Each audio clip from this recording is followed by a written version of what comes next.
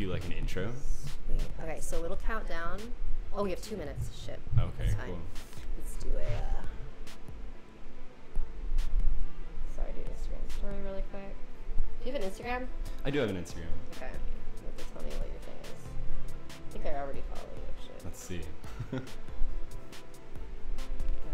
Okay. What's up? I'm here with Nick Sazani. Hey. We are live right now. Swipe up. We're going to talk about aliens. And what else are we going to talk about? Aliens. Just UFOs and aliens, I think. Woo! Yeah. It's going to be fun. Okay. Sweet. What was your... So annoying. Shit. Wow. I'm an online presence now. There's lots of new territory for me. Okay, and then... What is it? Nick Sazani. There you are. Yes. How are we in time? 1 minute. Oh my goodness. Don't get nervous. My friends will never forgive me for this. Somebody's like willingly asking me about aliens.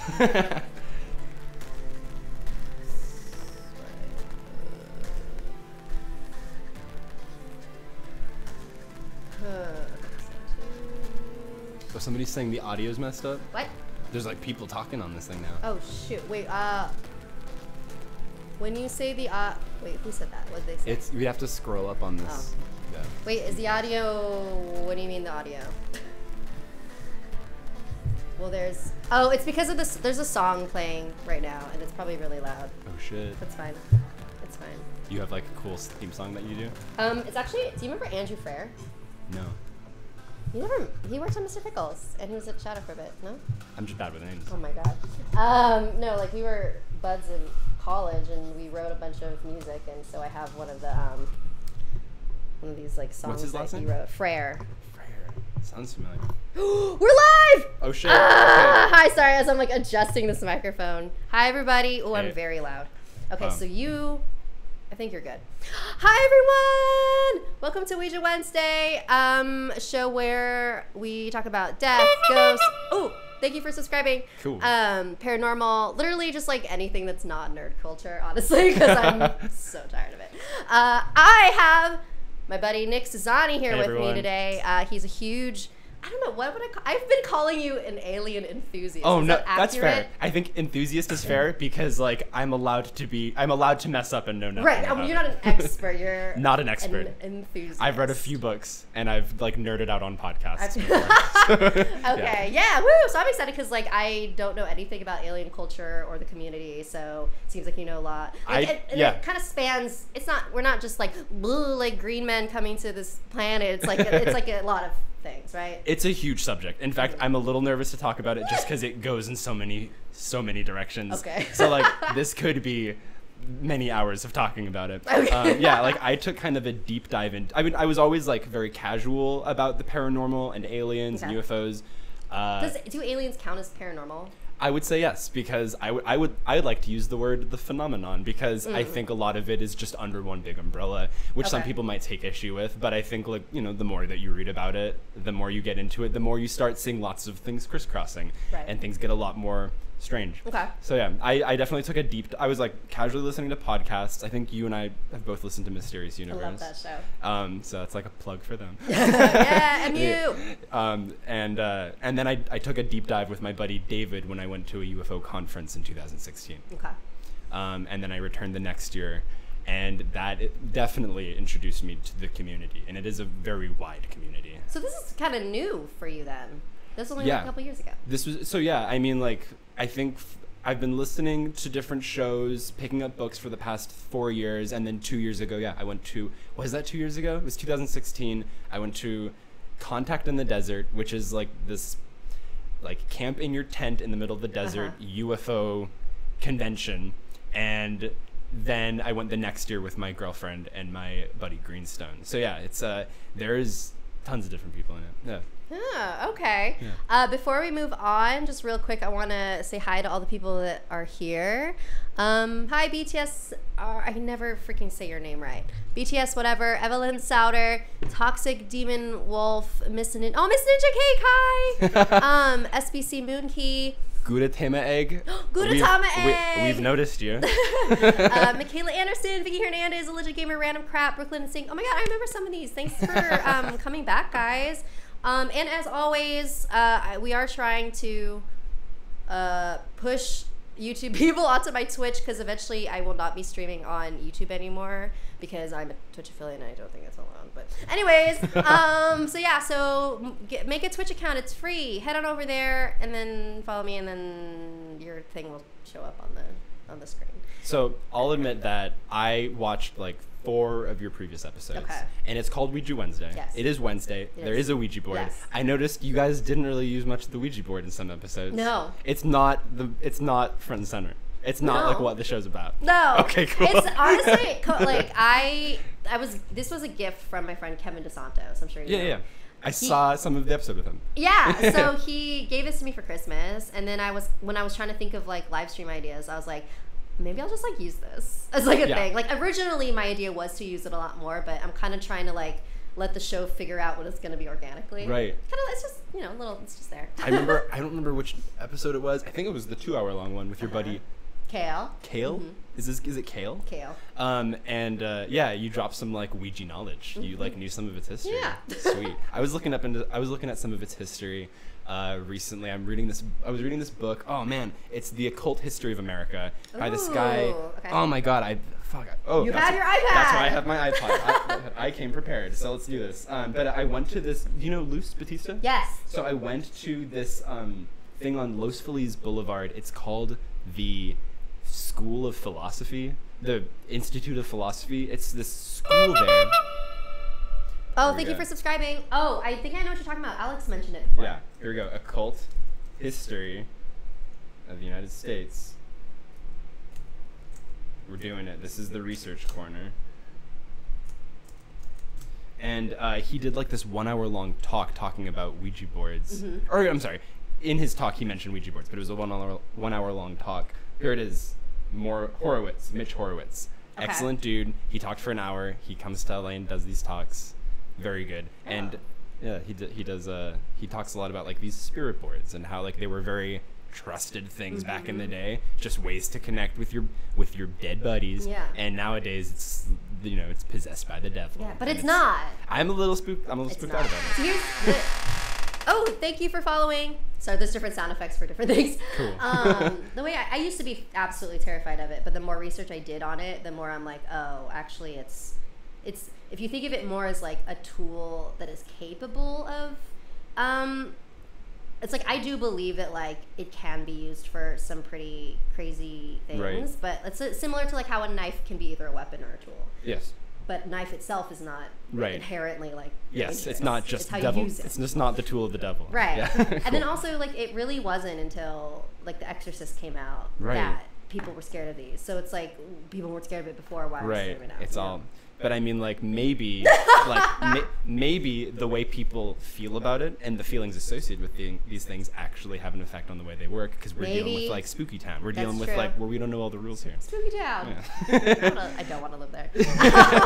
So speaking of Spooky Town, before we went live, you were talking about how you have had a few paranormal experiences. Okay. And I would love to hear that. So I mean, most of the paranormal experiences that have come my way have been through other people that I trust very dearly, family members, very close friends.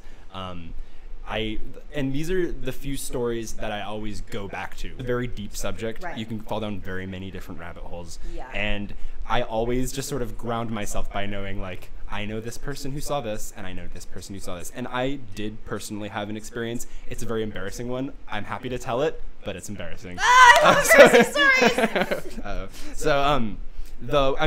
One is 2 people very dear to me. I won't say any of their names because I don't want to just be putting this stuff out there.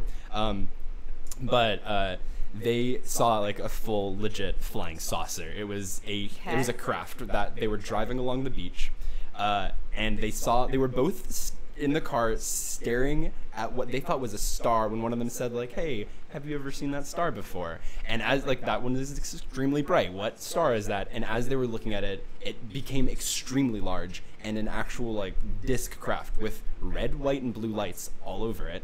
Okay. Where was this? This was near Santa Barbara, driving north. Okay. And it was just off the coast. Was it like dark. kind of deserted? It was during It was the middle dark, of the night. and there were other cars on the road. So they are seeing the ocean. They see a palm tree, and they see, as I remember them telling me, I was in high school when this happened, this flying disc that looked like the size of a house there over the palm tree with a humongously bright light on top of it.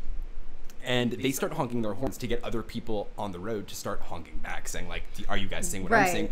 And they wanted to pull over to get a good look at it, but there was all of these like orange cones on the side of the road for some reason.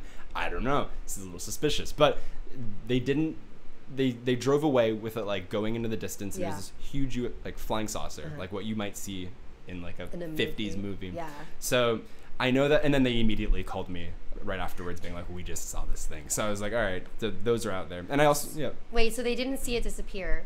No, they drove away with it in the distance. There? Yeah. Okay, so couple questions. Yeah. Did they like look up hi voice? Sorry, there's like shit in my throat. Did they look up later to see like if like on the internet, like on the news, if there was anything like, because that happened before. Stuff similar to that where people were like, oh, we saw some shit in the sky, like, you know, like those like trails, whatever, and people all were making like stories, and then they're like, oh yeah, and then missile launch, like high altitude missile launches can look really spooky. Right. Yeah, I got to see that. So like, what did they research it after to see like? No, they did not. But I mean, like this was not. I mean, like there was that recent launch last year that launched over Los Angeles. It launched from Vandenberg. Yeah, that thing. That was the thing that everyone was like, what is that? My mom helped launch that thing, and I was there on the base seeing it go up. Cool. So like I was like in mission control, and I was there looking at it up in the sky, like very close to it, and I was like, that looks like some like UFO shit. But I knew, but like, I saw it was a rocket going up, but it looked fucking weird. It looked very strange. So, but I mean, this thing, I mean, with this specific instance, there was not very much debate as to like, was this an aircraft? I mean, was this like a jet or was this like a rocket? Because it was there, you know, with it like 100 feet away from them, and they could see the shape of an actual disc with like a dome on top with red, white, and blue bulbs on the bottom. Like they saw this thing like very up close and personally, you know. So this, I mean, like, I'm not saying like, oh, that thing is 100% for sure inhabited or, you know, being piloted by aliens from another planet. That, I mean, that was not very far from the Vandenberg Air Force Base. So like you can start connecting dots there. Like, does the military or does the Air Force have like some crafts that we don't know about? You know, I mean, again, like this is a good example of how many different directions this conversation can go. Yeah. And actually, that kind of reminds me of something that. Sorry, I checked the chat right now. That there's like questions. If you guys have like any questions, feel free to ask.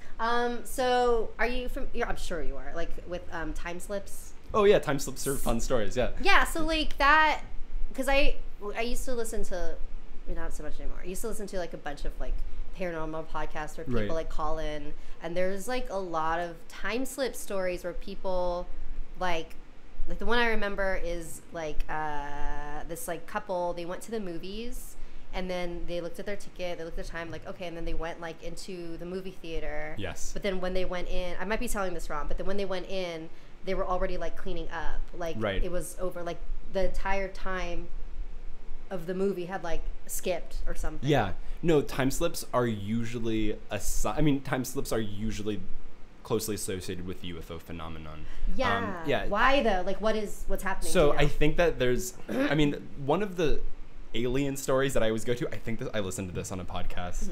And it was it's one of the creepiest ones. And this, you can see like how this goes into what's called like high strangeness, where things just are very, very weird. Where I'm remembering this one, it was a woman, I might be getting this story wrong, but it's indicative of so many of other stories where there's this woman, she's driving along, and suddenly it's like a dark road and her car stalls out and she's on the side of the road. It's broken, she doesn't know what to do, and within minutes this truck pulls up, and this man gets out and he's like, hey, I can see that your car broke down. He walks up to her saying like, hey, this is nighttime? This is nighttime, so it's spooky. So and he's like, I can see that you're you know, you need some help here. And all she remembers is that this guy had an outrageously gigantic cowboy hat. It was like this wide. And like, but she also knew that like she was freaking out. Like internally, she was just answering all this guy's questions, right. but she was flipping out. She was getting all the uh-oh feelings. And then he just lifted up her hood and was there for a little bit. She's like freaking out, like, what is this guy doing to my car? And then he's like, should work now. Starts it up. The guy with the huge hat walks back in his truck and is like, have a good day. And then she can drive home. And she remembers being scared out of her mind driving home. She's then fixating on this moment for so long, and she decides to go to a therapist about it because she's getting so much stress from this after this incident. She talks to her therapist, and they do this hypnotic regression, which lots of people will say like, oh, you know, it's the hypnotist or it's the therapist that's sort of putting these ideas into these people's heads. It is contested, but I mean, the idea is that they're able to put you in a relaxed state where you're able to recall memories. Right. And she starts remembering the incident again with the therapist, and she's remembering it wasn't just his hat that was huge. The guy's head was humongous in a way that was like unreal, in a way that was inhuman, and he had the scariest dark black eyes. And she's realizing like this was like an encounter. This was a scary, spooky encounter. And she also remembers with more questioning that she definitely followed him off the side of the road into the woods, and that's all she can remember. And it seems like whatever the phenomenon is, whatever these aliens or, you know, like men in black or shadow people, whatever it is that you're interacting with, they have some ability to incite trance states or hypnotic states or states where they're able to make you forget. And I would compare it to when you have a dream at night and you wake up and you know you just had a long dream. Right. And you, like 2 minutes later, you do not remember any detail from that dream. It's like that dream. It's exactly like that. It's like, you know that something happened, but you do not remember any of it because it is now being stored somewhere else. So that's what is usually meant by missing time. And sometimes like people have like shown to like go missing during those times as well. Right. Yeah. Oh my God. Yeah. That's so fascinating. Sorry. SPC Moonkey says the cowboy hat was hiding his antenna. Maybe. Yeah, I mean, like, who knows what's going on? I mean, like, why was his head so big? Like, you'd think if there was, like, aliens disguising themselves as people, you'd think they'd cover their bases and, like, get the head shapes right. But I think this is, like, a good point in that a lot of what aliens are and these encounters are very cerebral, and they're very dreamlike. And I would say that, like, there is, and a lot of, like, I'll talk about the books that I brought with me, but a lot of the evidence coming out of these encounters is not that these are aliens living on another planet, hanging out, jumping in their spaceships, coming to here and landing, and they're not physical and solid in the way that we are. I would compare them to like these dreams that have somehow been given this permission to leave this dream world, and they're like these dream creatures, or like they're made of the same stuff as dreams. You know, like they're very they're very trippy. You know. So like they don't exist in the physical plane like we do. They're somewhere in between physicality and non-physicality. And it's like, I don't have answers. I just know, like, I've just read a few books. Like, I just know like what's coming out. And I mean, like, it's a long history. This is going back all the way to the 40s or earlier. This is going back like, you know, there's been a very long history of these encounters. Yeah. And it's only been in the last you know, half a century that we've like really had like the scientists and the government like looking into it and trying to figure out like what are these things in like a scientific paradigm, right? So are they okay, so would you say are they like another species that like exists? It's a good question. Yeah, we don't know. And it's like they're things that like clearly people are having encounters with. I'm gonna like jump a little. I know that like I'm gonna jump into just shadow people encounters. Because I think there is a good parallel there. Yeah. Okay. And I know, well, I don't want to say any names because I don't want to be putting names out. But I think we have someone in common who's had a shadow person. Okay. And we can talk about it off air. But so what a shadow person encounter is usually associated with sleep paralysis. Maybe some of the viewers that you have had sleep paralysis, because sleep paralysis is pretty common. Yeah. Usually a sleep paralysis episode will be you're sleeping, you wake up in the middle of the night and you cannot move a muscle in your body. You're completely still. And usually that's a time when audible or visual hallucinations can occur, where there are going to be most often, it's a very recurring thing. I would recommend the documentary Nightmare. I love that documentary. It's awesome. So good. It's trippy. Like, they get really like artsy with lots of like. Yeah, no, I like the way they filmed it too. Yeah, I was like scared. It's pretty, but it's scary. Yeah. So yeah, that's the on Netflix. It's really great. It's the Netflix. Oh hey, Miss Ninja Cake says Sapphire. I love this guy. Aww. Thank you.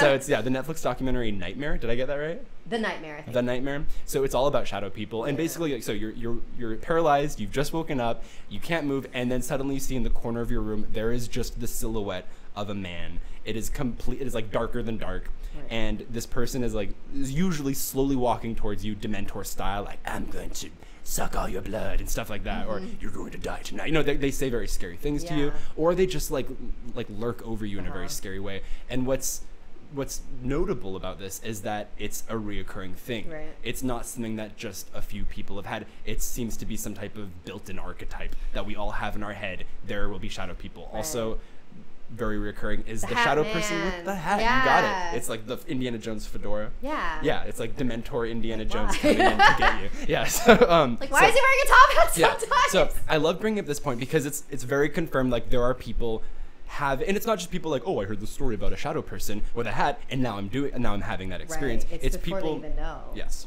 Yeah. That's wild. So what I would say here is that you have to, if we are now acknowledging that there are millions of people, there are millions of people around the world having this very similar encounter of a shadow man with a fedora showing up in their room, we need to take one of two options. Right. Maybe there's some more, but one is that this is a spirit. Spirits are real. There is like aliens or spooky things that we do not know about that can show up in our room and wear hats. Like, it's a spirit. Or or we have to acknowledge the alternative. Right. And this is now like keeping us within our scientific material paradigm, which is that for some reason our lizard evolved brains, like some archetype built into our brain from when we were just apes, is a man with a fedora. There's like some archetype that's just like by the process of natural selection. Right. In all of our heads. Before, I would go as far as to say before fedoras were real, you know? Like, that doesn't make sense. So like, we have two very paradigm shifting questions that we need to have an answer to at least one of those. Right. Because if it's in the box of materialism in hard science, it's breaking some rules because hats weren't around back then. Right. You know, you get my point. Yeah. Or we have to acknowledge like not everything fits into our physical material paradigm that we're working. But hey, what if it's what's that word, like, this might be the wrong word, but like pareidolia, how you see faces and things. Oh yeah. So what if it isn't even a hat at all? What if we assume it's a hat? That's a really good point. Because it looks like a hat. That's a really good point. That yes, like our brains are hardwired to see certain things. Like our brain will see faces when there's not faces there. And if you're told it's a face, then you see it as a face. Right. So what is it that people are encountering that gets them to always just snap into man with a hat? Right. I don't know. It's a big question. I mean, I've never seen the Hat Man. I have had sleep paralysis before. Same. Have you? Yes. Very often. Often? Yeah. Here's the thing, though. See, for me, it only happened once, and it was when I was incredibly stressed out. So I know for a fact that's what caused it. Yes. Because that happens a lot, right, when you're really stressed out. If you mess with your sleeping schedule and your stress levels, it'll start messing with your sleeping. It was like, it happened when I was sleeping at my friend's house. I think like I had just broken up with my boyfriend, and then like I was in the living room and I slept with the lights on. And when I sleep with the lights on, that like fucks with how I sleep. Of course, because you know it's not normal. And so like I woke up in the middle of the night, and then I felt like someone was standing there, and I remember thinking like I didn't like see anything. I just felt like he was there. And I was like, oh my god, he's gonna kill me. Yes. And then I went back to sleep, and then the next morning I asked my friend, I was like, did you come into the living room last night? And he was like, did somebody come in the living room? I like that guy. I was like, because he was like freaked out. He thought someone broke in. He's immediately on board. Yeah. And I was like, no, I think it was just my brain. Yeah. Well, I mean, I'm glad that you said it that way. Good point. Maybe it is just your brain. Where like maybe I think like in that case, I think it was my brain. Right. But do I think that there are times where it's not? Absolutely. Yeah. It's such a big subject. It can go so many different ways. So I mean, I get sleep paralysis sometimes. I haven't had it in a while, but everyone thinks you're so cool, Nick. Oh no way! Thanks everybody. Yay. That's really fun. I was very nervous he was so nervous. He's doing great. I'm not used to being in front of a camera. I'm only looking at you. I'm like, don't look at the camera. But yeah, so that's fun. But yeah, I get like sleep paralysis. I used to get it a lot more regularly, but when I would get it, I would hear audible hallucinations. Usually it was like it was just cacophony. It was just the loudest sounds. Were they what types of sounds? So sometimes. Oh, thank you for the follow. Lucid dreaming. Any thoughts? I could talk a lot about lucid dreaming, and I'd be happy to do so. I love lucid dreaming. Yeah. I mean, like, we're not talking about aliens, but we are talking about my adventures in lucid dreaming. Yeah. And that's, I mean, sleep paralysis naturally segues into lucid dreaming. I would wake up. I would get it different from lots of people, where I would get it while I'm trying to get to sleep. I've never woken up paralyzed. I would be trying to get to sleep, and because I'm just thinking about so much things, my body's like, fuck it, I'm going to sleep while you're awake. My body shuts down, it goes to sleep while my brain's very much still on, and it feels 100% like I'm being electrocuted. It's like tingles. It's like the tingles all over my body. Or like, have you ever had that where you're trying to get to sleep and suddenly it feels like you're falling? It's like somebody's just holding that button down. Ooh. Yeah. I don't like that. I don't like that. It's that for like a minute, and I'm like, and I'm stuck there, and I also just hear sometimes like the sounds of recognizable voices, like my friends or my family members yelling my name, Nick, like extremely loud. Whoa. And it doesn't, I'll point out, it doesn't sound like the voice in your head when you're like your inner dialogue. That's your voice. It sounds like you're hearing it externally. It sounds like you can actually hear like somebody's in your environment the way that you can hear my voice right now. Yeah. You hear that. And also sometimes I would just hear like, it sounds just like thousands of violins all playing notes, rubbing up against each other in the worst way. Yeah. And usually when I'm in that point, I'll be like, cool, I'm in it again. I know it's just sleep paralysis. I know the devil's not trying to kill me. You're right. And now I'll like own it. I'll like lean into it. And it reminds me of like Goku going Super Saiyan, where he's like, ah! I'll like lean into it, and I can feel the intensity of like what feels like electrocuting getting more intense. And I'm always trying to find a way to segue it into a lucid dream. And I've never been able to do that, but I have had a few lucid dreams through other routes. Interesting. Yeah. Have you ever, like, do you do those exercises where you like actively make yourself lucid dream?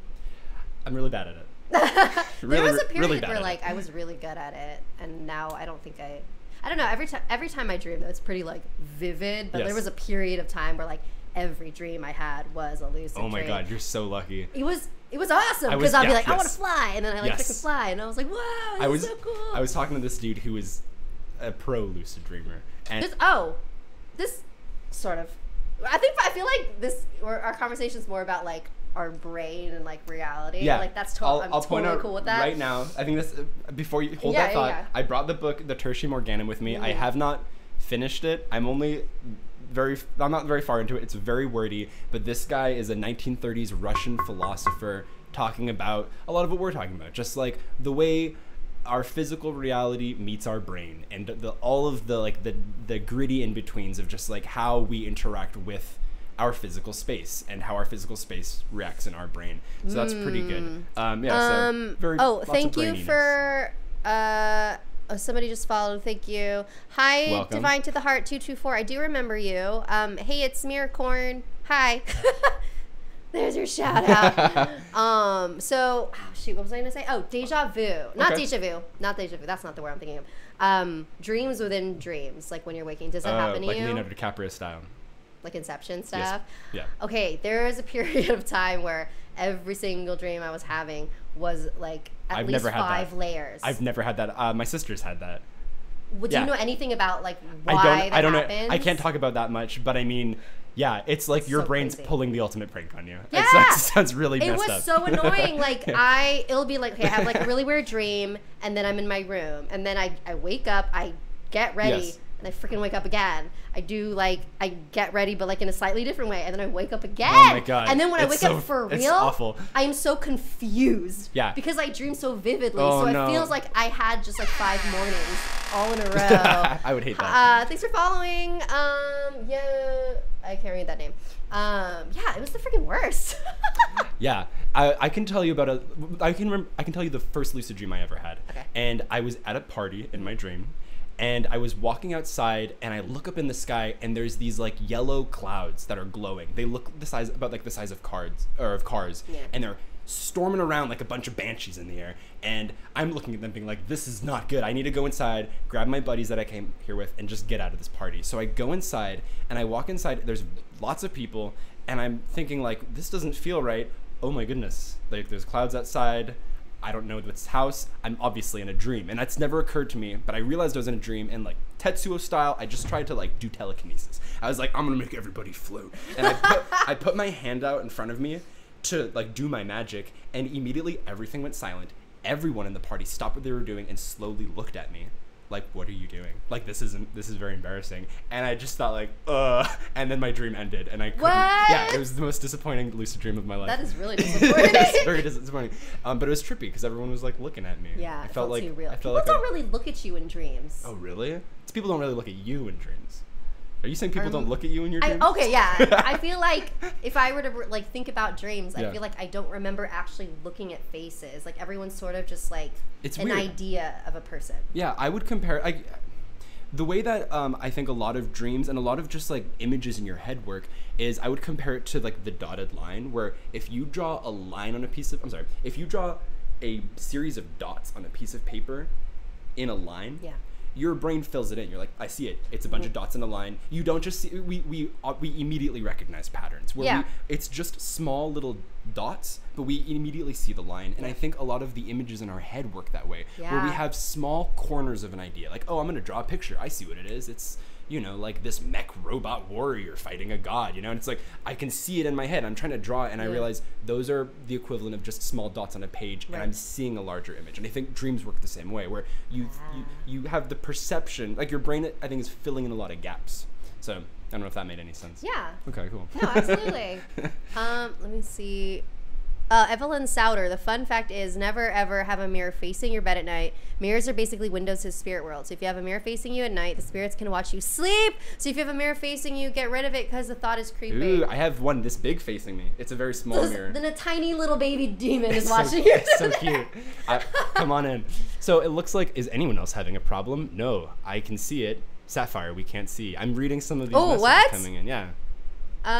You know what? It's just Hannah Evans. Hannah Evans, open your eyes. Can't see the screen. I know. Are your eyes closed, Hannah Evans? It's not that scary. No, you know what? I feel like Gilded Blades. I guess it's just a podcast for you. Try reloading your whatever you're watching it on. Tech support segment of the show. I know. Let me see.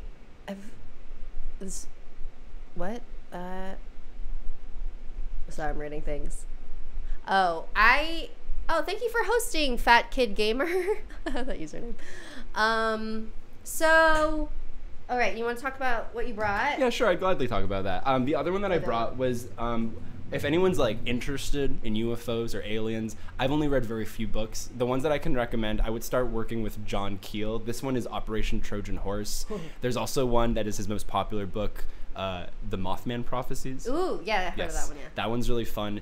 I think Keel coined the term, or maybe popularized the term, Men in Black, which is an entire other corner of the UFO. Aliens, it's in the same. It's definitely a section. It's a slice of pie of the alien conversation, and I would love to talk about it. Can I tell you a story?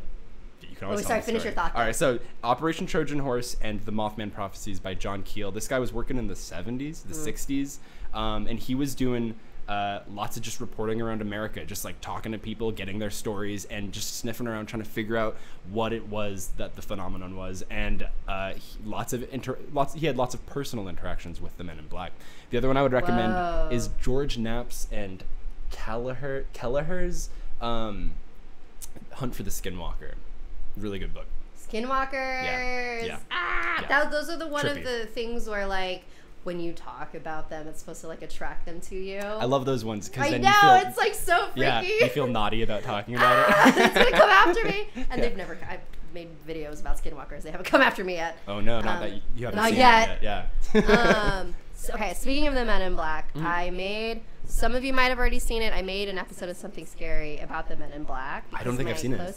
My close friend Megan from Snarled. You guys probably know her. How does she know this person? It's her boyfriend's cousin, and so he's this like big like beefy ginger who is like just like a mountain man kind of in like in Montana. Like he literally climbs mountains. Like he's just like a outdoorsy kind of guy. So, I mean, so he has like a cabin over there in the middle of like absolutely nowhere. Him and his buddy like go up there. They stay there for a weekend. Oh no! And they're miles away from anyone, right? Right. So like first night, are you scared? I'm a little scared. Yeah, it's a little scary. And like of course it's one of those guys who like why would he lie about this? He's a fireman. He's very like. Firemen don't lie. Firemen don't lie. Why would you lie? Yeah. You serve the people. You're not gonna lie. And so like the first night they're hanging out outside, make a little like fire, whatever, and then they just hear this like weird noise that's just like. Oh shit! Over and over, it just repeated. Whack, whack, and they're just like, what?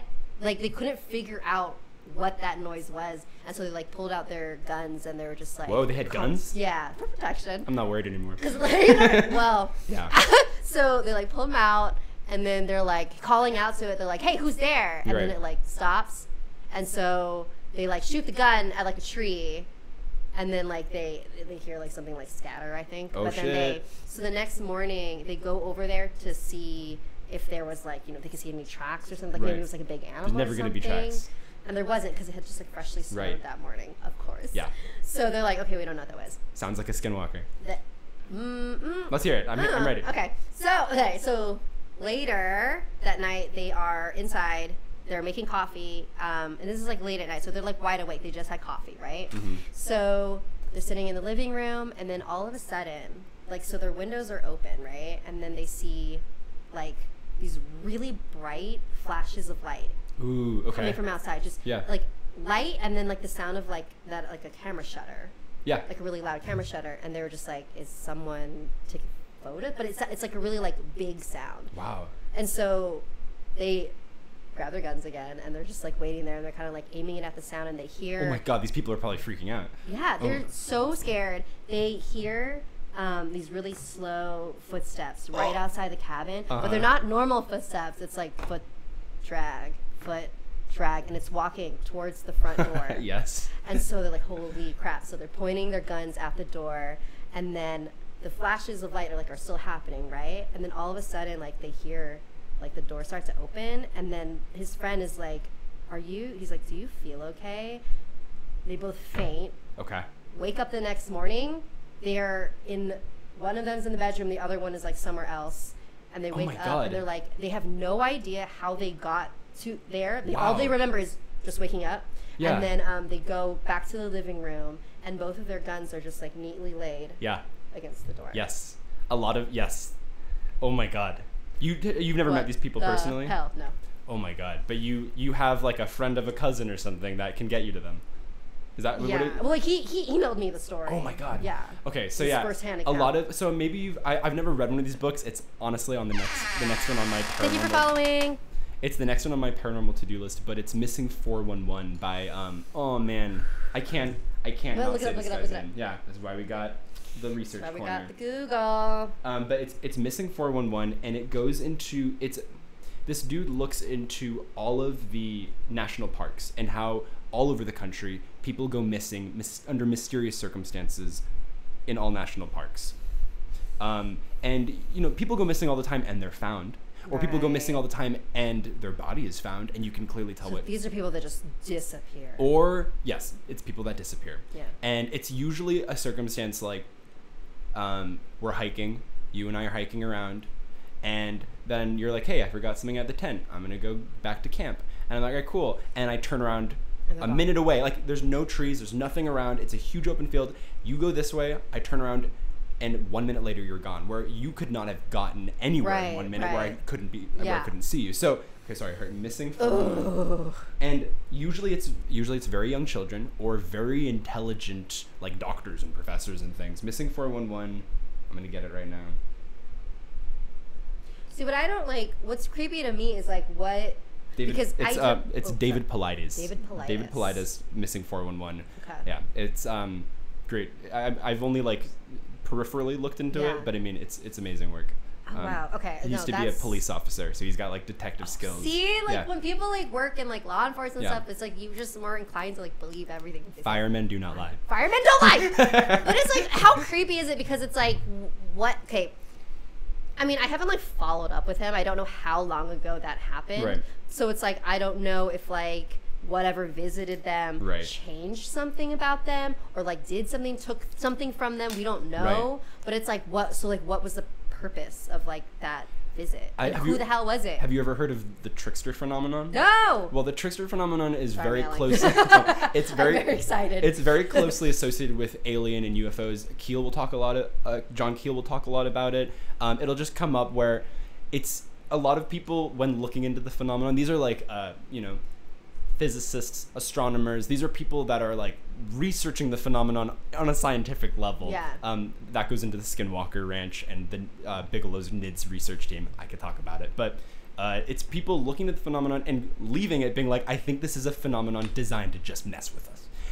Poltergeists. Poltergeists are an excellent example. Okay. Going back to Politis and Missing 411, why I brought it up is lots of times people will go missing. A young kid will go missing in the woods. They won't see him for months or weeks, and they'll just find all of his clothes or something neatly folded in the woods. I don't like that. I don't like it because now, that's like, it's creepy. It's what? On many levels. But like, it's whatever the phenomenon is, it's like making a point to put this like these neatly folded clothes in the middle of the trail. Mm-hmm. And then also with many Missing 411 instances, the happy endings of these stories will usually be stuff like kid goes missing, huge town puts in this huge rescue effort to find the kid, and then they search every square inch of this area, and then like a week later he'll just show up in the middle of one random trail and he's like, I was sleeping. I followed a little girl who took me to this cave, and then I just woke up here. And it's very unusual stories like that. And it's but that's common.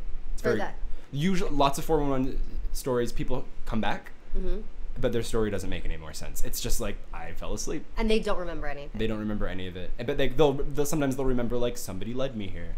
Jesus Christ. Yeah, it's scary. Yeah, they're very unusual circumstances. Is there anything in common with the cases?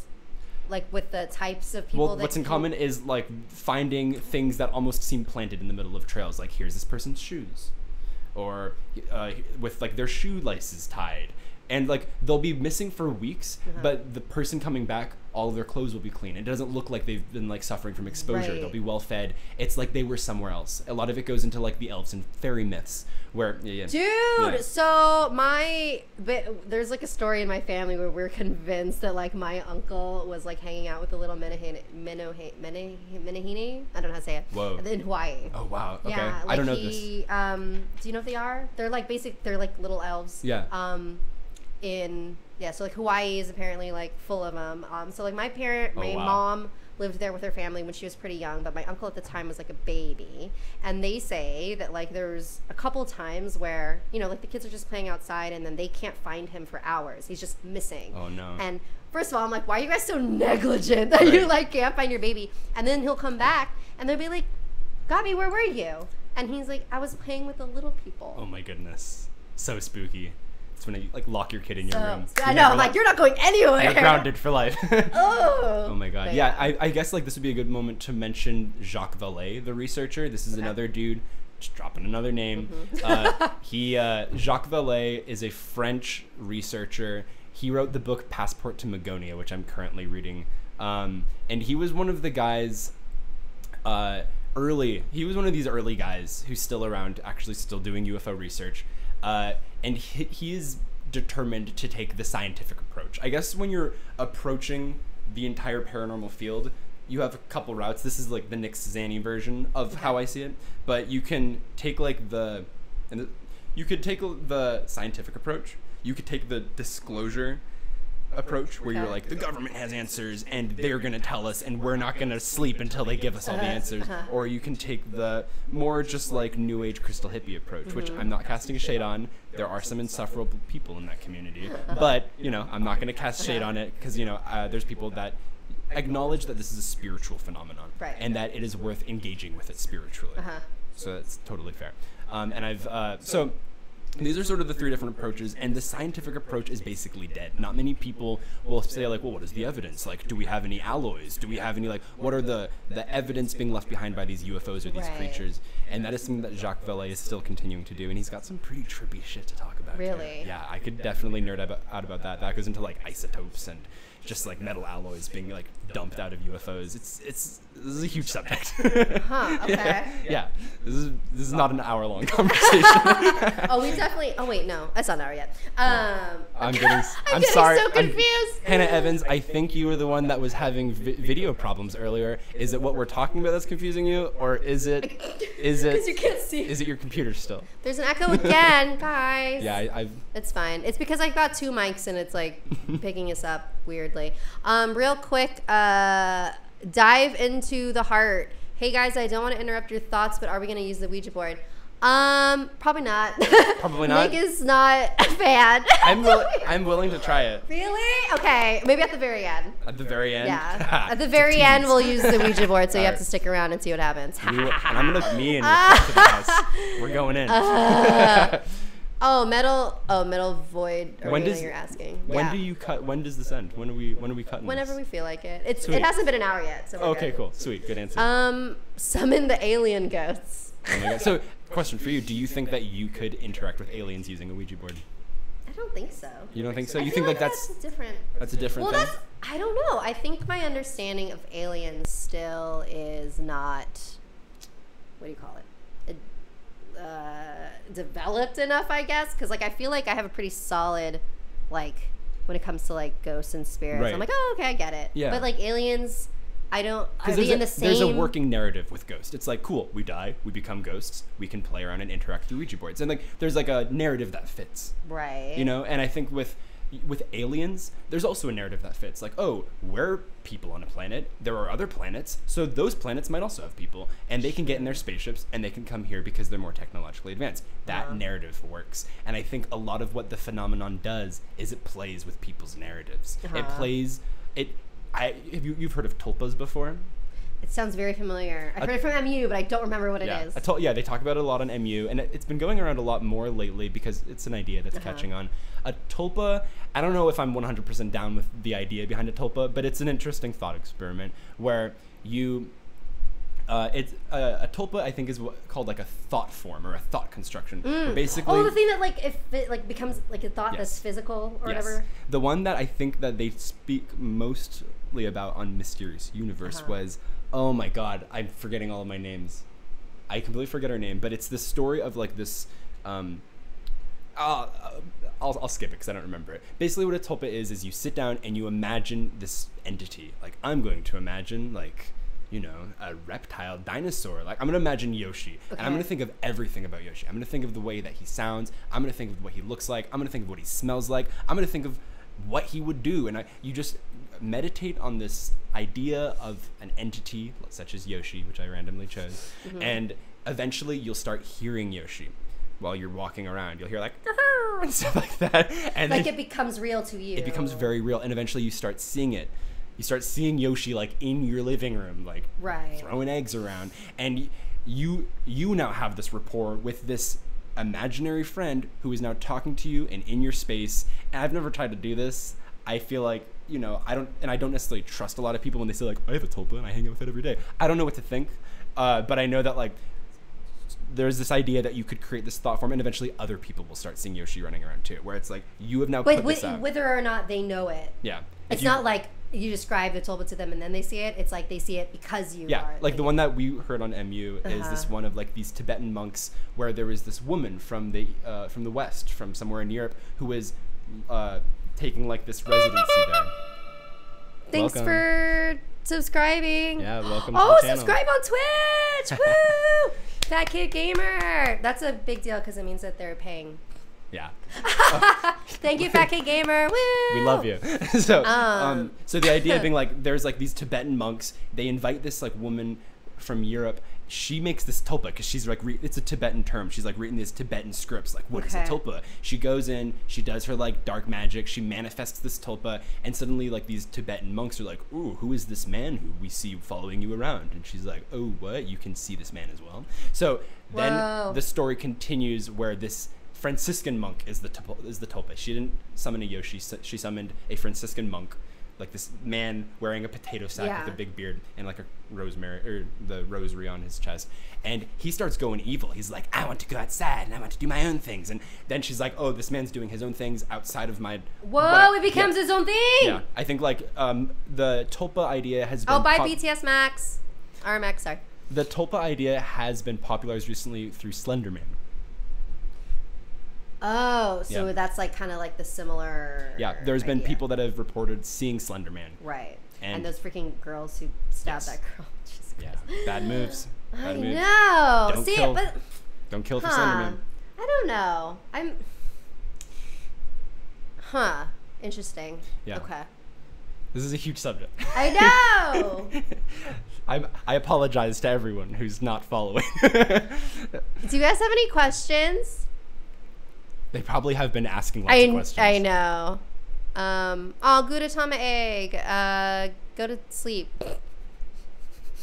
No. Okay. Well.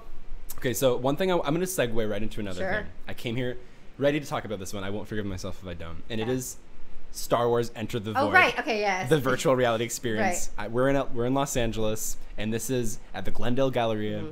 I think you can do it also like at Disneyland. Yeah, definitely. You can go, Disney. and I promise this has to do with aliens.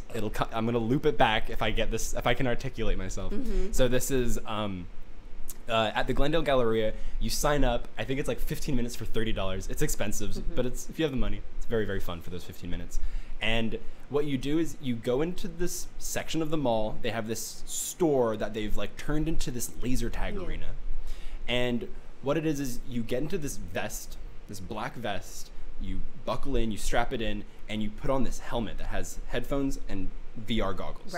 Right when you put it on, you are now a stormtrooper. You can look down at your hands. You're not wearing any gloves. The technology is there now where like the cameras can just watch your hands. Whoa! So you look down and you have stormtrooper hands. You can wiggle your fingers. You can move your hands around. It's a little glitchy, but I mean like you're a stormtrooper now. You look around and go with three of your friends because it's only 4 people allowed in at a time. And if you don't go with 3 friends, you're just going to get strangers.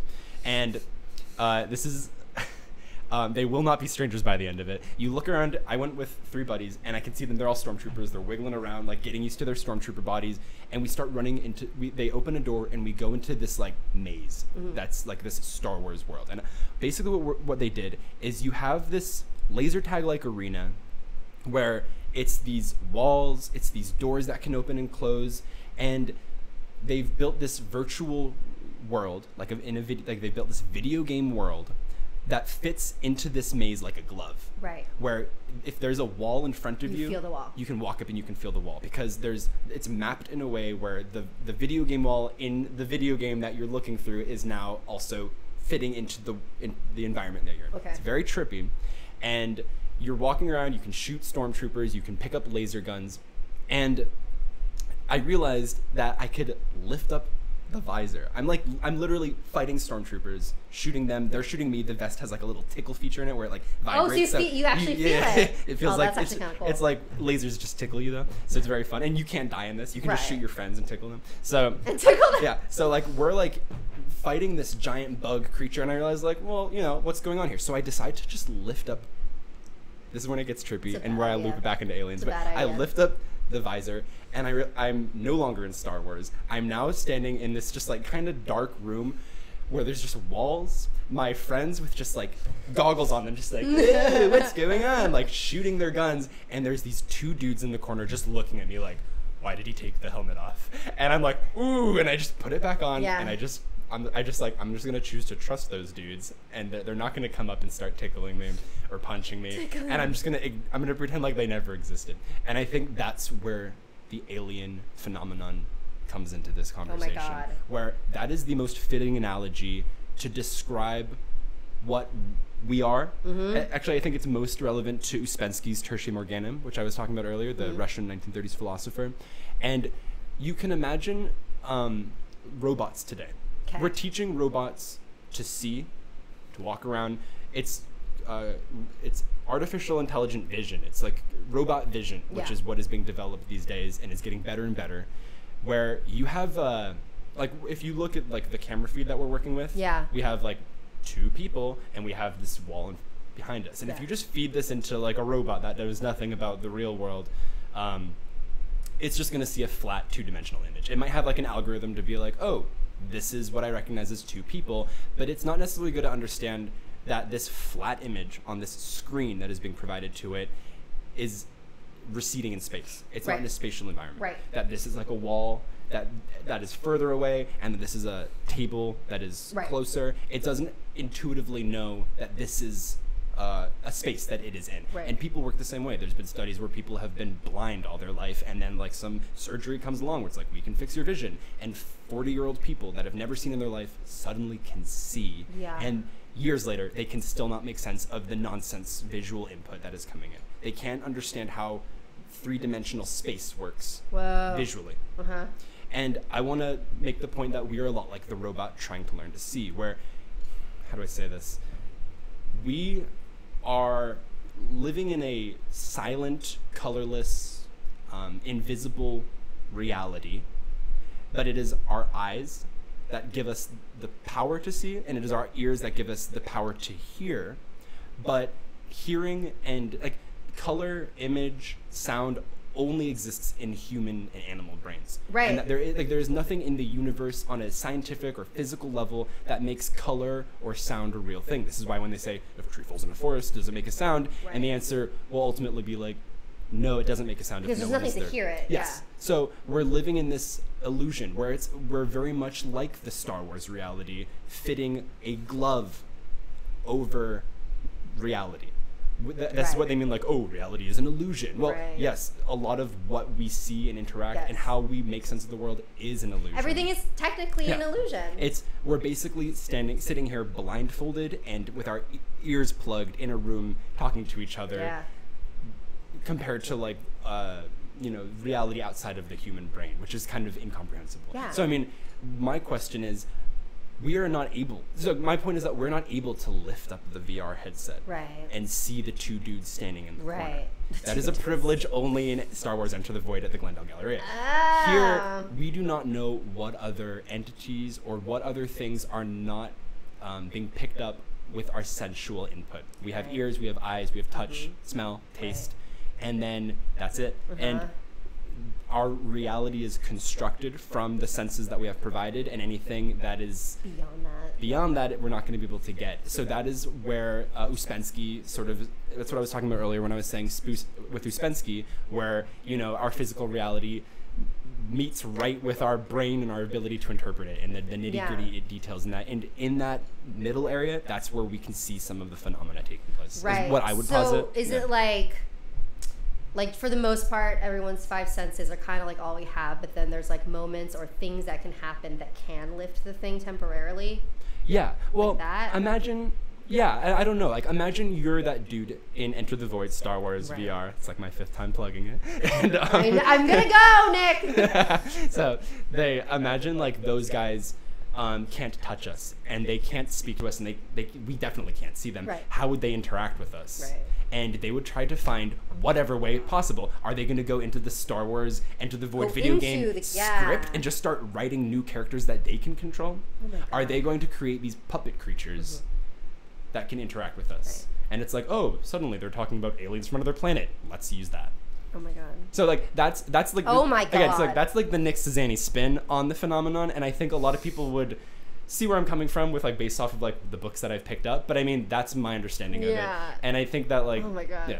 No, the idea that like they like the two dudes can basically take whatever, or like they got to find a way to get through. They got to figure out a way to communicate. So it doesn't necessarily mean the way they're communicating is their actual like. Oh yeah, like so in the. Jeez. So here's a good example in the 70s. This is blowing my mind. So in the 70s.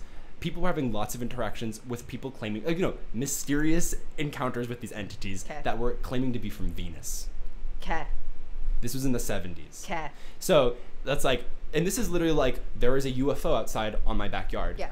There's an entity walking out, and he's like, hello, greetings. I am from Venus. Do you have any lemonade? And it's just like very unusual interactions like that. And we know as a fact that Venus doesn't have anybody on it. Right. And so, but like, honestly, even with what I know about all of this, if I saw a UFO land in my front yard and a man got out and said he was from Venus, I'd probably believe him because Really? he's got a UFO.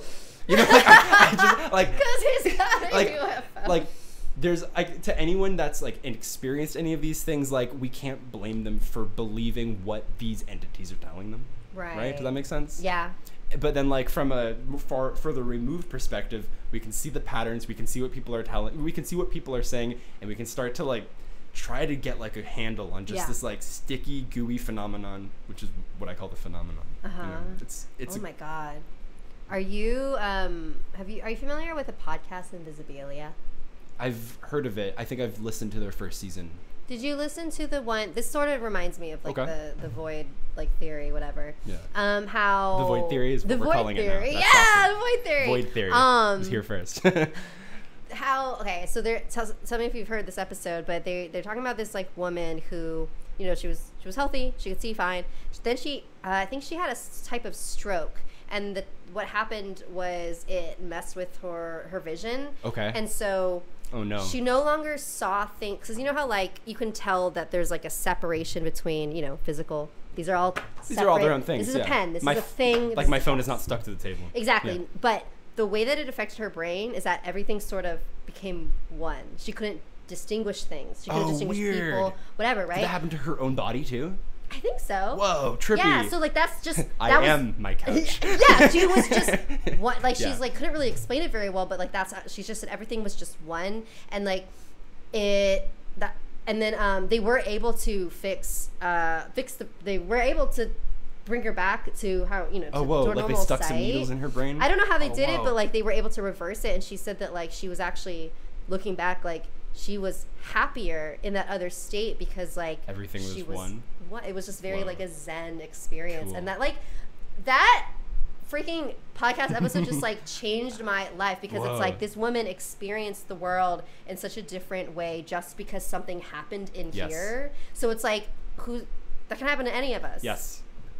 What up? Drugs. Yeah, exactly. Yeah. Like the brain is the brain is a very unusual mechanism, and if you start poking it in the right places or the wrong places, it'll mess with your understanding of reality. There was this guy, I can look him up. I'm gonna look up the term the God helmet, and this will take me to his name. The God helmet. Have you heard of the God helmet before? So let me there's lots of videos you can watch about it. There's like Wikipedia pages and stuff. But this was this thing that this dude made where I think it just shoots like a bunch of high frequency like magnetic impulse. It just like it shoots a bunch of magnetic fields into your brain that starts just messing with your head, and people will immediately start tripping out, almost like they were on some kind of hallucinogen. Okay, let me just get this name. God helmet. I'm so bad with names, so that's why I got this thing here. Candy Girl La 13. What if we're all in hell and that's why bad things happened in life? What? What are we talking about? I don't know. I'm just reading comments. She is a holographic malfunction. Oh, also, Fat Kid Gamer. I did see your message earlier, but I didn't want to interrupt Nick. He said something about what are your thoughts on like staircases in the middle of the woods, like that kind of thing. Have you heard of that? I've never heard of that. Oh, it's just like this thing. Like there's a lot of photos of just like random staircases in forests and woods that like lead to nowhere. What? And so I'm reminded of Nintendo 64's Mario 64 trying to get to Bowser before you completed all the levels, and you just run up the stairs forever. Oh no, like yeah, it's like they're like in like a little tree. There'll be like stairways going down. Wow. Honestly, though, like I think maybe those are like portals to hell, portals to the spirit world. You know what though? I feel like I've heard enough stories to think that like creatures that are I don't want to say fairies, even though I think that's what they're actually called. Yeah. Like that something fairy like actually. Yeah. They like do exist, and maybe those stairs are like their little homes. I don't know. Well, this is bringing it back to the dudes that were standing around in the void. Right.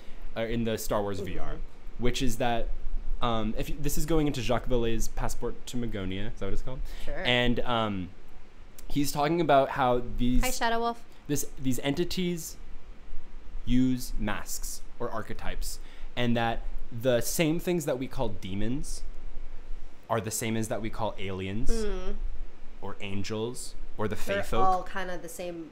It's the same thing. The shadow creatures, Bigfoot, if you want to include them, the Men in Black, these are all different tentacles of the same octopus that we're working with. And I mean, like, lots of people don't like crossing those beams. Like, a ghost can't be an alien. Right. That's a dead man. And so like there's lots of, I mean, you know, I think like whatever the phenomenon is, it's clearly playing with our previous conceptions of what it is. Yeah. And it's able to work with that. And I don't understand it. And I'm not going to say like that's for sure how it works. But I mean, like that's what the stories coming in are hinting at. Just to go back really quick to the God helmet, that was Michael Persinger. Okay. And you can look up the videos of the God helmet. They're really fun. It seems like a headache. But anyway, so this is Staircases to Hell, Staircases to the Fey world, or to the fairy world. In Passport to Magonia, Jacques Vallée talks a lot about these encounters with fairies or similar elves or like fairy tale creatures that are almost like a copy and paste version of alien encounters, missing time phenomenon. It's all the same, and it's clearly whatever it is. It's the same phenomenon working under a different name. Wow. Yeah, it's trippy ideas. Yeah. Oh my god. So. What do we got? Oh, we got some Kylie 1234. Hey, just got here. Can't wait to be spooked. Oh, you missed a lot of really good stuff. Oh, wait. What? Jackson Belusco. What if we're all holographic projects and our flaws are malfunctions? Whoa, trippy. That dude needs to start writing the sci-fi novel. I know. Candy Girl at 13. I mean, we can all be dead and we're all living in the bad life, so that's why things happened. What? I think you... our heart goes out to you. Alleged gamer. What if maybe the reason why people have different tastes in clothes is because they imagine everything they see how they want to see it. Maybe to someone a pink shirt is cute and another it's ugly. I mean, yeah, like we all have different interpretations of the reality that we all see. I think to take that more to like the Uspenskian level is like the way that we interpret colors differently. Yeah. Where, you know, we definitely, I mean, colors are interpreted through the cones and rods in our retina, and we definitely... The fact that we only have freaking 3. We only have different 3. We only have 3, and then there's shrimp at the bottom of the ocean that have 64! Yeah, and I'm really curious about that. What are they seeing that we aren't seeing? Are they seeing a bunch of, like, ghost fish all They're just the time? seeing those dudes in Enter the Void VR. That's all they see. They only see the guys in the void. Why did they take the helmet off? Oh. Yeah! But yeah, I mean, like, you definitely, I mean, like, this is, you might have, like, more, so I think there's, like, red receptors and green receptors, and you might have a higher count of red receptors in your retina than I do, which means, most like, men are colorblind. That's not true. Yeah! Okay, most people that are colorblind are men. Oh. Sorry, I take offense. Yeah, it's that's more dogs. common for... God damn it. Yeah. No, I hear you. Yeah, and I think that, like there's definitely like a different count. So like what you see when we're looking at colors, like we're like this Ouija board with all these different colors on them, you might be seeing different colors slightly than I do. So we definitely do interpret the world differently. If we're just looking at it on like a scientific level, there's no way that I can crawl into Sapphire's head and see through your eyes though, or you're me. So yeah. Oh man, and that's just it's trippy. I know, it's a lot, but it's like kind of. I don't know. I find it in a weird way comforting, the idea that like everything is fake. Is that weird? You find it comforting? Yeah. Oh wow. I don't find it scary. Please tell me more. Cause like, I don't know. It kind of makes everything feel a little less. Maybe I'm not explaining this well, but like it's like, you know, nothing's. I guess maybe I'm applying it to like when you're stressed out about things like your career or money, whatever. None of it matters because it's all an illusion. Kind of, but not so much in that way. Where it's kind of like, oh, you know, I'm just a bunch of atoms kind of floating around in this like random way, and like if any, I don't know. This is like the humbling experience an astronaut would have, where like looking at the Earth, like we're so small, we're so precious, we're so tiny, there's fragile. So many freaking galaxies. Yes. That we have zero clue about. So like when people like freak out about like dumb shit, I'm like, you know that we're nothing. Well, I mean, people's pain is very real as well. So that's true. That's true. I think. Yeah. No, it's true. It's a lot to think about. So I'm gonna jump into my experience at Contact in the Desert. Okay. Which is, you'll quickly see why this is an embarrassing UFO encounter. Okay. Because it was at a UFO conference. Okay. And I'm gonna get into it. So me and my buddy, we went to this UFO conference. There's a lot. So just to give you a quick view of the UFO conference, like the majority, lots of them are like the crystal hippie new age people who are like selling crystals. They're praying to crystals. They're giving you like these copper pyramids that you can pray under. It's that community. They're really great people. Okay. They're great people. They were the funnest ones to talk to. Okay. And they're just like gung-ho about so much of the subjects there. And it's a very spiritual approach to the phenomenon. Okay. A lot of the folks there were also like the senior citizen retired route where like, you know, they're in their 70s, they're running around and they just want to hear like there's something after death. Right. You know, so there's a lot of just like older folks running around. And then there's a lot of like the neck-bearded conspiracy theorists who like live in their basements that are like, the government is always watching. So this is the community that we're walking into. And it's like 100 degrees outside in Joshua Tree. And we're there for the weekend. We're there for 3 days. Thank you for subscribing. Sorry. So we're there for like 3 days. It's me and my buddy David, who I went to college with. Mm-hmm. And there's a lot of different speakers. There's Jacques Vallée was there. There's a lot of just Georgios Tsoukalos, who runs Ancient Aliens, the guy that's like, oh my god, aliens, that guy. That guy's there. So yeah, there's a big community. There's the David Paulides, who wrote Missing 411. There's a whole lineup. I went there for Graham Hancock, who wrote Fingerprints of the Gods. So we're there. They've done all their lectures. It's nighttime, and we're like, let's just like hang out and, you know, like open up the beers and just like call it a night. And we're there. It's a beautiful starry sky. So we're there. I have like my binoculars and stuff, and we're just like checking out the sky. And then a very bright light shows up on the horizon, mm-hmm. and it's a glowing green light that starts floating over this UFO conference. And I'm saying this very aware, like, yes, I'm seeing UFO to UFO conference. Right. So I'm like, we're very skeptical, but we're like, what is this thing? David and I are Where is this again? This is in Joshua Tree. Okay. Yeah, so like we are, I feel like David and I are pretty good at, you know, like being able to tell like, what is a helicopter? Right. What is an airplane? Right. What is a balloon? What is a drone? We're looking at this thing and we can't really figure it out. I pull out my binoculars and I'm probably getting the closest look at this thing. Right. I realize that this thing's, we talked to other people around. We realized that we're probably the closest to this thing in the sky, and I've got my binoculars out looking at it. Right. I look through my binoculars, and what I see is like this extremely bright green glowing thing. It is somewhat triangular in shape, and it looks like it's spinning around impossibly fast. Yeah. And it's glowing, and it's like wobbling around in the air, and it's going very, very fast across the horizon. Okay. Looks kind of high altitude. Then what continues to follow it is 6 more of them. It is it is a white one. There's 2 more green ones. There's like a blue one. There's a red one. I lost count, but I mean there were 7 of them total, and they were all different colors, and they all looked like this. They were all wobbling around very, very, very fast. Okay. So we're like, okay, maybe this was a balloon.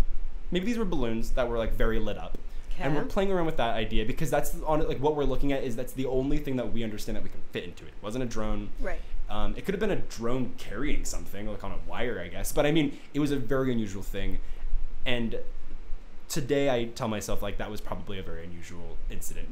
Maybe it was a experimental military aircraft, but we decided we're going to go around and we're going to talk to all of the other people. Oh, while it's going on, while those things are flying over, we just hear everyone at the UFO conference screaming and yelling, going like, "Oh my God, it's happening! They're here! They're sending us a message!" And it's like, so like we're like, okay, let's go talk to these people. Okay. So we go from like one group to the next, senior citizens, like these new age hippies. We talk to like the conspiracy theorists, and everyone's got a different answer. We talk to the employees working there.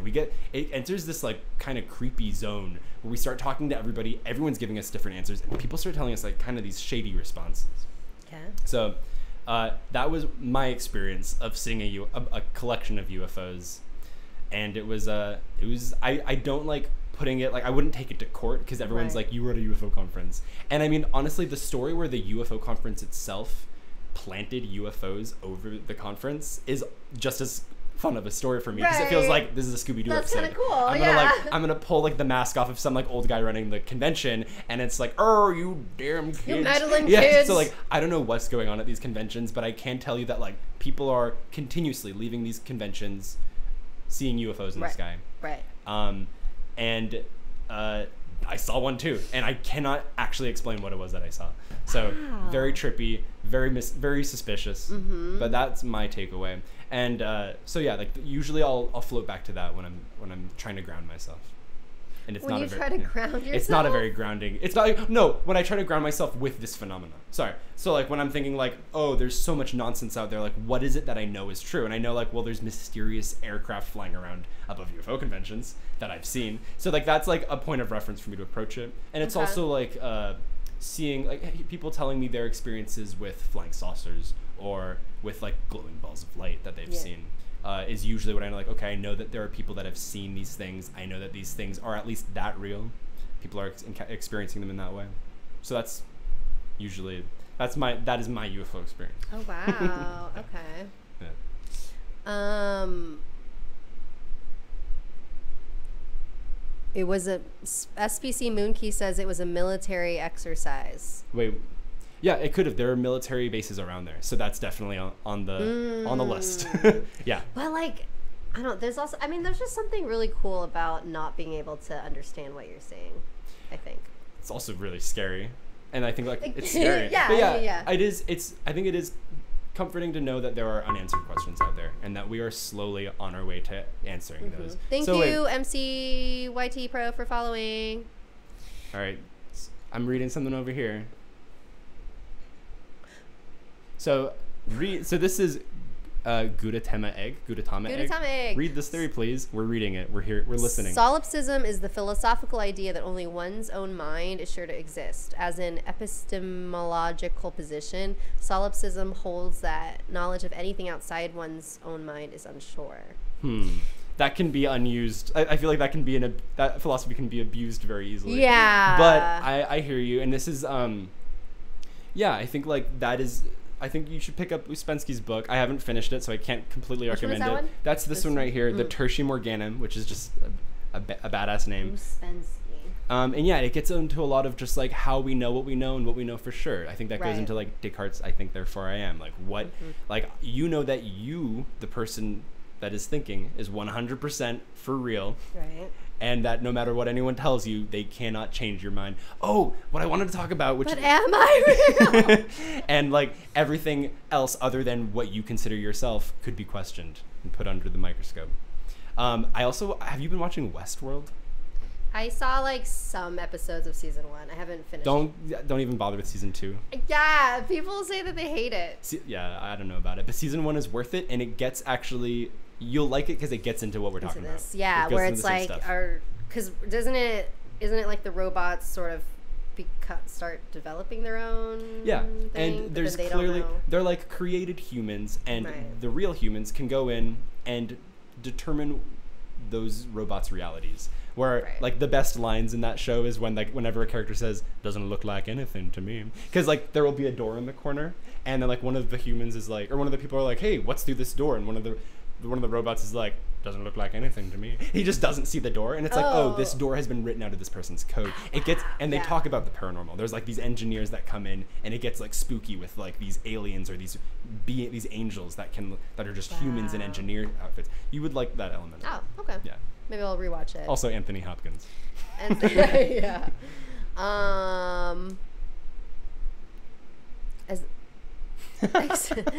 You guys should ask the board something aesthetic. That's Kylie.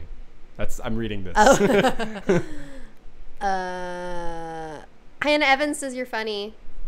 Who is this? Hannah Evans says, Nick, you're funny. Hannah Evans, I hope that you can see us. No, no, she's still just listening to us. It's the only name I recognize here. Hannah Evans, what if someone is just in a dream with others because lots of people have the same dream? What is that question? What if someone is just in a dream with others because lots of people have the same dream? Are you saying like when people have the same dream, they're actually like kind of in a way physically I've heard of people sharing dream. That happened to my cousin and her mom. What? Yeah, so please tell. Yeah, so and by the way, see, I feel like so we all for the most part have like the 5 senses, but there's definitely people and families where like they just have a better ability of lifting the visor than other people do. I like that, lifting the visor. I love it. We're developing our own terminology here. The void theory. Yeah, it's like it's either easier for them or like it gets lifted for them whether or not they like it. Yeah. And my cousin and my aunt, like that whole family, like they absolutely. Oh, I just had the worst visual imagery of one of those dudes in the corner, like lifting up my visor, like see the real world, see the real world. No, I don't like it. I don't like it. So yeah.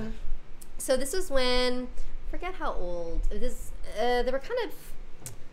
Sorry, I'm trying to. Okay, so I have an aunt, and then she has 3 daughters. Oh, if you watch something scary, I did the episode Little Red Girl. That's my cousin, my little cousin Genesis, and then her 2 older sisters. So Genesis is the youngest one of the 3, and then one night Genesis had this. Her name is Genesis. Genesis. Her name is Genesis.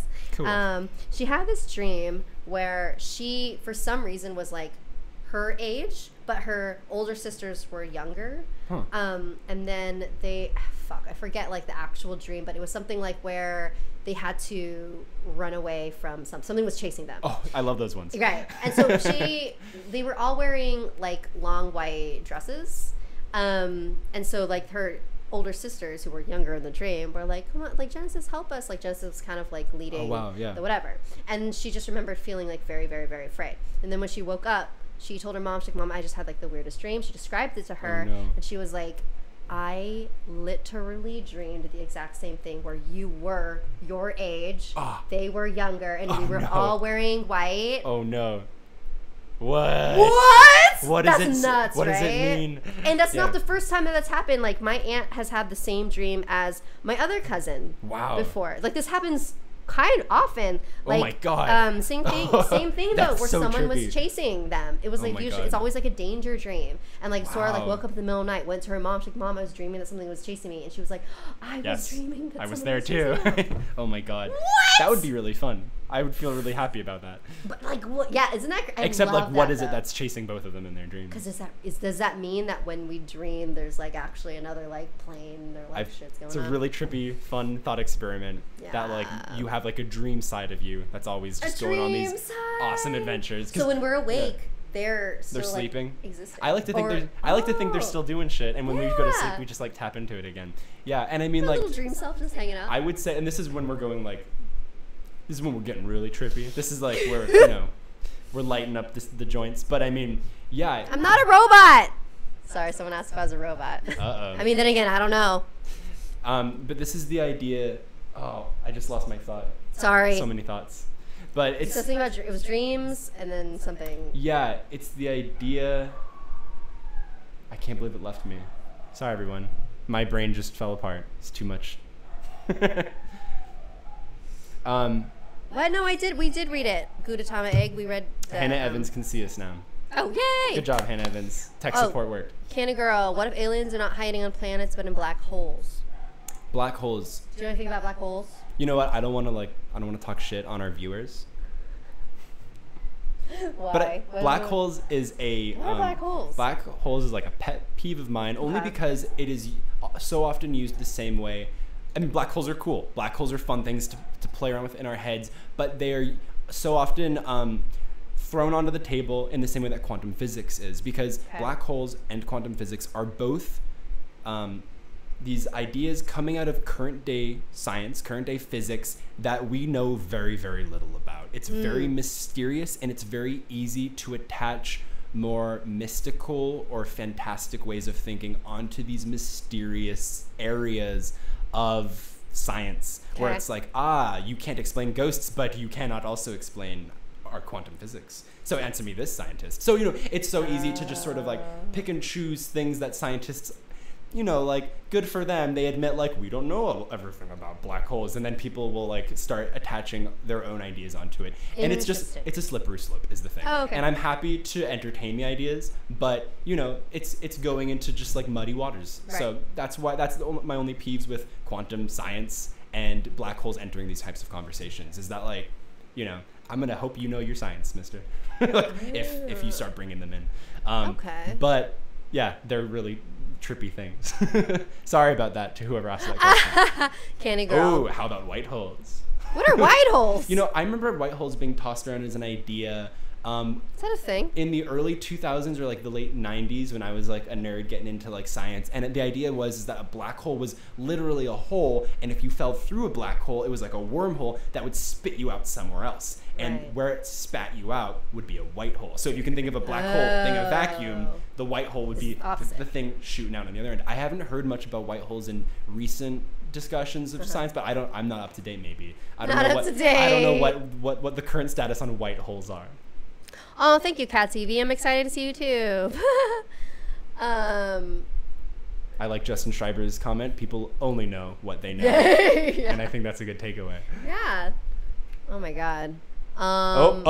Actually, we have a whole rebuttal on the Twitch stream. Nobody knows anything, and that's from Spick Moon. No, nobody knows everything. Oh, nobody knows everything. Sorry, not a rebuttal to people only know what they know. You know what? That would have been awesome, though. Yeah, we can be the middleman on their debate. What was I gonna say? I haven't finished it yet, but I just started listening to this audiobook about like it's called like mysterious beings or whatever. Okay. And I only got through the introduction so far, but like I loved the way that this guy was like explaining. So he was talking about how like he was using Bigfoot as an example of how like, you know, for the most part most people don't think Bigfoot is a thing, or like Bigfoot's a hoax, whatever. Most people don't even really understand what the Sasquatch is. Yeah. I'm one of those people. He was explaining how like people didn't know what gorillas were. I think I've heard this guy talk. Yeah, like until kind of recently. Like the 1800s, the 1880s? Yeah, like pretty recently. If you had like they were like in the 1700s, the wild man of the forest. Yeah, people would be like, you're crazy. Like that's not a thing. And then now it's like, oh yeah, gorillas, yeah, that's a thing. I see them at the zoos. Ape in that's the a jungle. Real thing. Yeah. Right, and now it's just we understand that, and it's like that's a cool to me. That's like the coolest thing about like the paranormal, anything like outside of like what we consider to be real, because it's like we are learning new things all the time. Yes. New species are discovered exactly every day. Yeah. So like we've only like even looked at like 5% of the ocean. As of today, we've only just discovered the first water mass on Mars. That's just so what else don't we know? Yeah, there's a lot that we don't know. And yeah, a good point. Like I think they say like we are more familiar and we have studied the area surrounding the Earth, the space surrounding the Earth, more than we have our own oceans.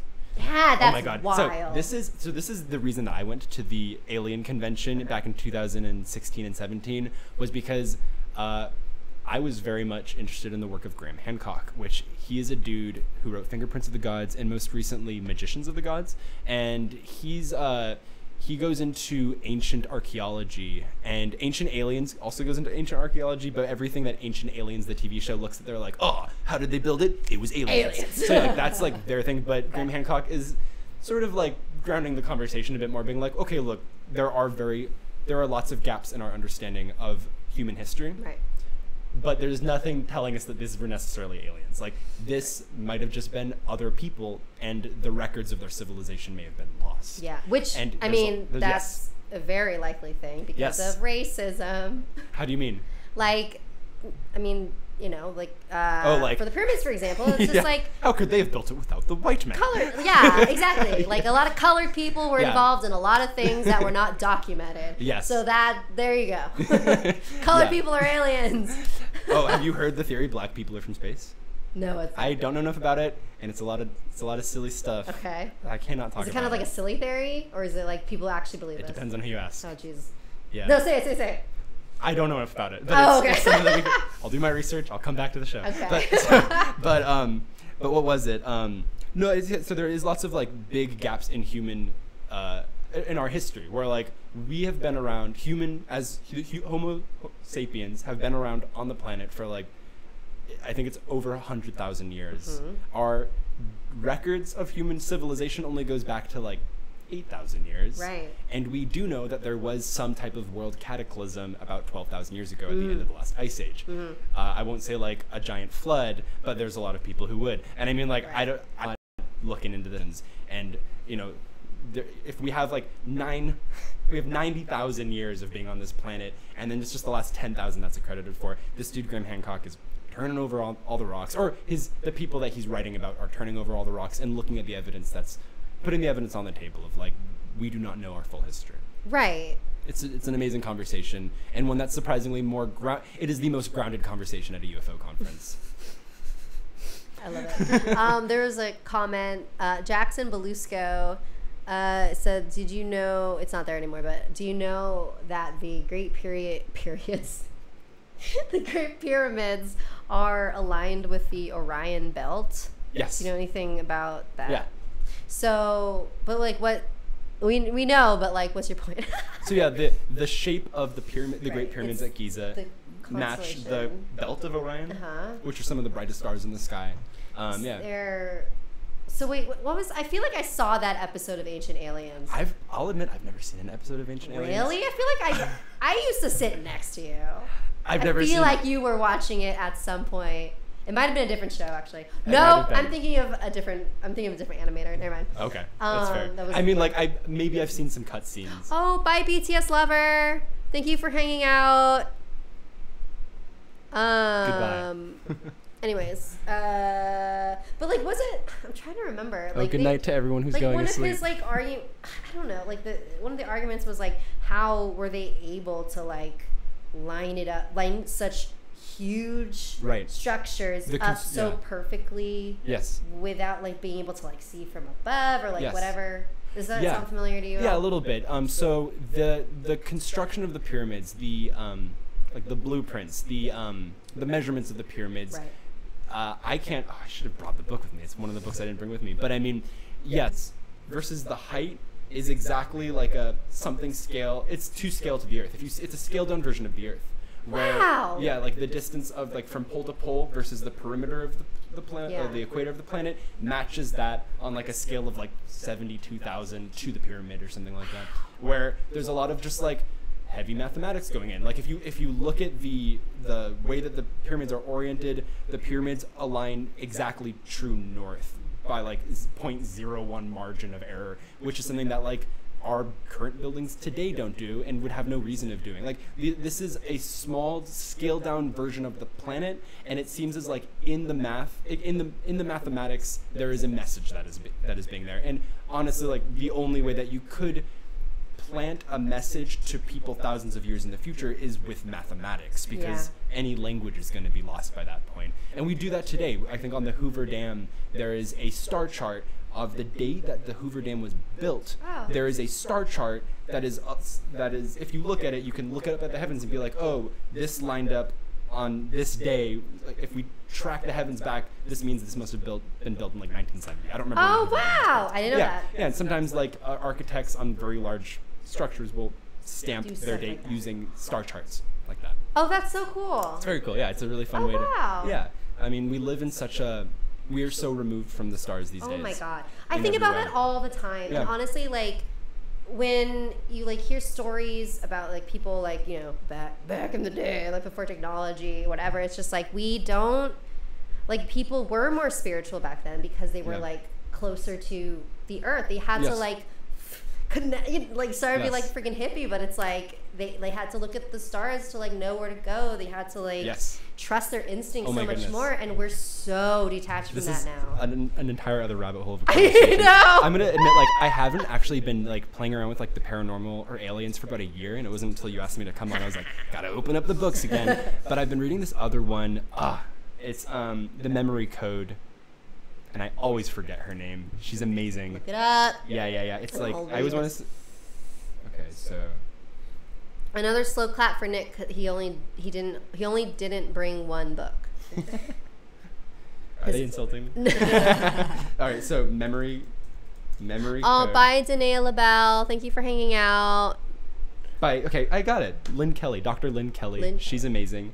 And what she does is she looks at not ancient civilizations. She looks at non-literate cultures like the Native Americans or the Aboriginals of Australia, prehistory, even like our own prehistory of like Western Europe and stuff. And Stonehenge is a huge point in her book, where she looks at these ancient architectures, and she says these are memory palaces. Have you ever heard of the term memory palace? I have, but I don't know if it's the same. So there's these memory competitions all over the world. Yes, I listened to that TED Talk. Cool. I haven't seen the TED Talk, but okay. They probably talk about the same thing. Where maybe it's Lynn Kelly talking about it. Where is that her name? Oh, never mind. So it's what they'll do is like it's a memory competition. There's a bunch of nerds. They're hanging out, and then they'll have like a deck of cards, and they'll be like, "Are you ready? Go!" And then they'll just start going like, you know, 7 of spades, Jack of clubs, and like card, and they'll go through the whole deck, and then the memory champions will repeat back the entire deck. Right.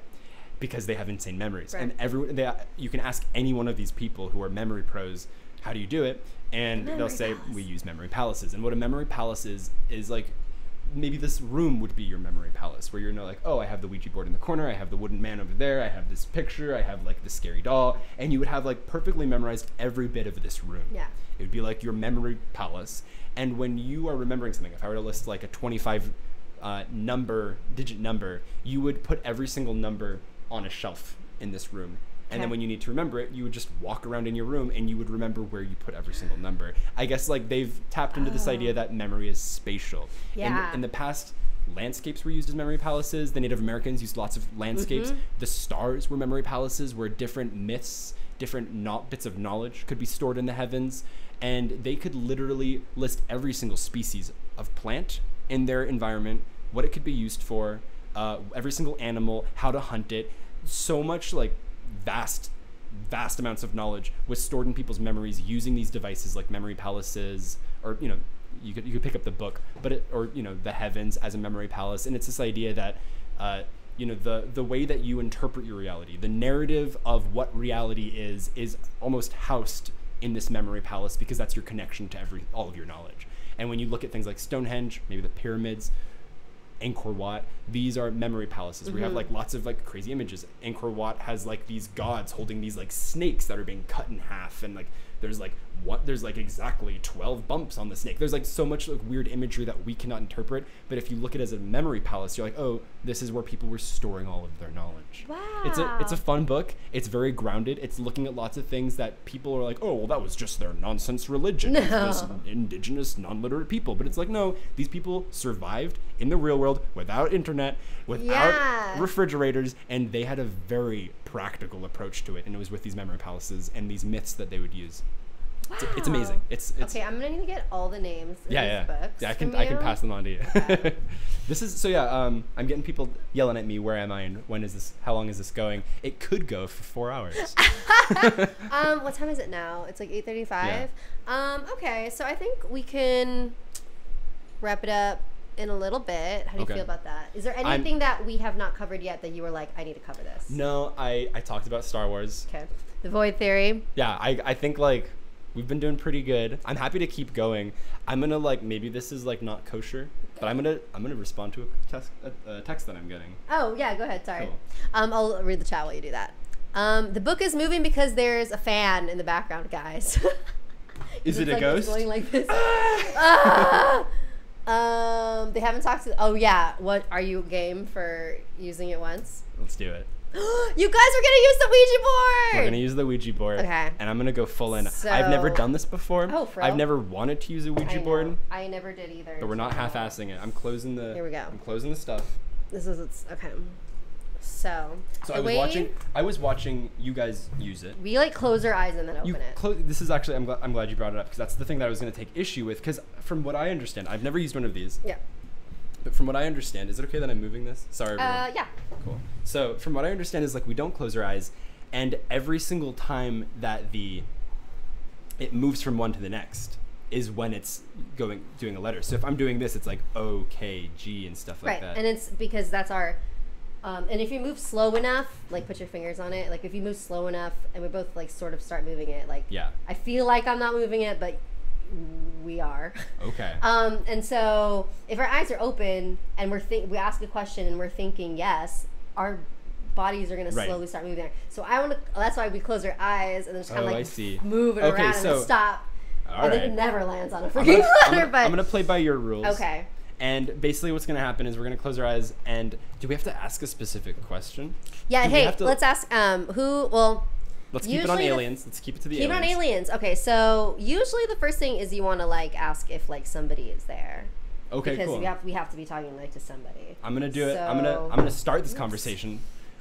Shall I begin? Right. All right, we're speaking to the aliens. Are there any aliens listening? Yes, are there any aliens? Please feel free to speak to us through the Ouija board. So close your eyes and then just let it slowly kind of move. And then whenever you feel like it's a good place to stop, then we'll stop. Is it up to me or is it up to the alien? It's up to us. Or like whatever we feel like it is chosen. All right, whoever, I don't know who's moving this thing around. It's not me. It's just, you're touching it lightly, right? I'm barely touching it at all. Yeah, that's the point. Okay, so somebody's moving it around. It's me. I'm not though. All right, I think we've stopped. Oh, there, okay. See, it never freaking leaves a litter. What is this one then? There's absolutely no. Did you just move it? I think the alien moved it between the H and the Q. So, HQ. Whoa, headquarters. Whoa, you guys were speaking to alien headquarters. We have headquarters on the line. Okay, we got alien headquarters. You guys got any burning questions? I feel like I think like Jean-Luc Picard is up there just like. Oh my god! All right, so ready? Okay, let's. Okay, so we're talking to. We know that we're talking to headquarters. Okay. What are we gonna ask though? We're asking for a name. We're asking who we can address. Thank you for subscribing.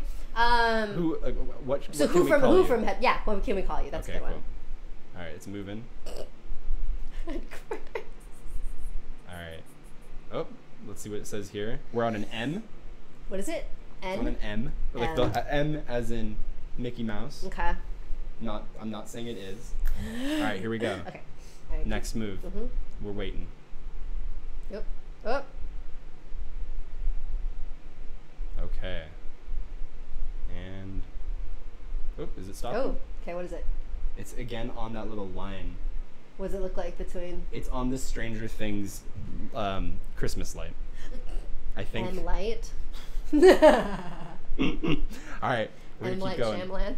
Okay. So let's. All right, we're gonna do it one more. Let's do it again. Ooh.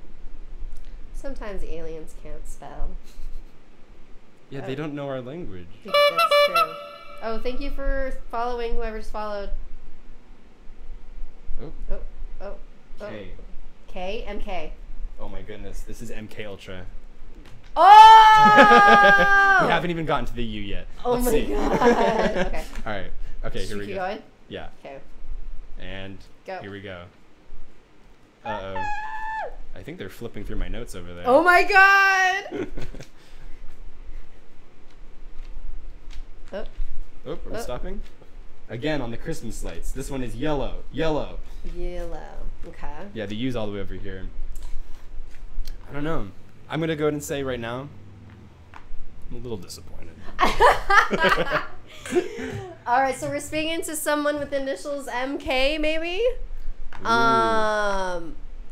Hey, Hannah Evans asked if they're bringing back Phineas and Ferb. Why would Hannah Evans ask that to me? Hannah Evans doesn't know. Weird, right? I'm not legally allowed to answer. Hannah Evans, who are you? I'm not allowed to answer that question. Oh my god, that's so. It's actually kind of blowing my mind right now. Yeah, Hannah Evans is in front of her crystal ball. Yo, Hannah She's looking at we know that she's looking at a black screen. Because it's not working. And she's just seeing Phineas and Ferb. Yo, dude, that's wild. Trippy. Mary Kaylee, is that a person? SPC Moon? Because I'm a kid. It's okay, Hannah. You'll find out. Okay. You will get your answer, Hannah Evans. I will not give it to you. Okay. Wait, so we know we're talking to headquarters. What do you guys want to ask the alien ghost? We have headquarters on the line. I think they're busy people. Aliens. All right, I'm going to ask them. Do you have a question? Let's see. We still need a name. Did they give us MK? MK. Okay, do you know anything about MK Ultra? This was in Stranger Things, right? MK Ultra, well, there's the Montauk Project, and then there's MK Ultra. I think that the MK Ultra is the one where they experiment on little kids. Yeah. And I think... Stranger Things. Stranger Things. So are they just looking at our board? Oh my god. Whoa.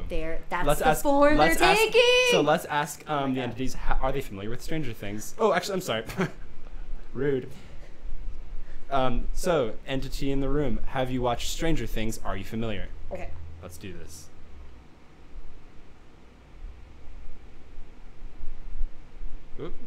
There's one. X. X. What does that mean? That couldn't be a no. All right. So no. Okay. That's a no. Okay. There's lots of interpretation. Right. This is seriously a game of telephone here because it's a lot being lost on there. That's true because they don't necessarily speak English. Should we just do yes or no questions? Yeah. Okay. All right. Okay. Wait, let's see. Ask if the alien is aesthetic enough for this stream. What does that mean? Okay, so this is the second time that we have Kyliel123. Am I saying that right? Ask about aesthetic. Who's not only bringing back the word aesthetic, but it is in all caps with a space between each letter. Yeah, I feel like, is that like a thing? I think aesthetic might mean something different to Kyliel123. Yeah, can you please define? Please clarify. Ooh, are they from the Upside Down? Oh, that's actually a thing that I'm glad that they mentioned it. Spick Moon Key, are they from the Upside Down? I would compare those dudes standing in the Enter the Void VR to the guys in the Upside Down. It's very much the Upside Down. Or what I was talking about with Uspensky, the world unseen, because it's we only have our eyes and our ears to sort of touch reality with. It's sort of the Upside Down. It's very comparable. Yeah, oh wow! It's kind of fun comparison. See, everything's the same. Yeah. Okay, cool. Okay. Are you from the Upside Down? Is that what you're asking? Are you from the Upside Down? Oh, I feel like it's moving to no. What do we got? We're almost at the no. I think we called it too soon. Wow. It is a nuanced art to speak with the Ouija board. and this also gets like caught like here. It's not a great one.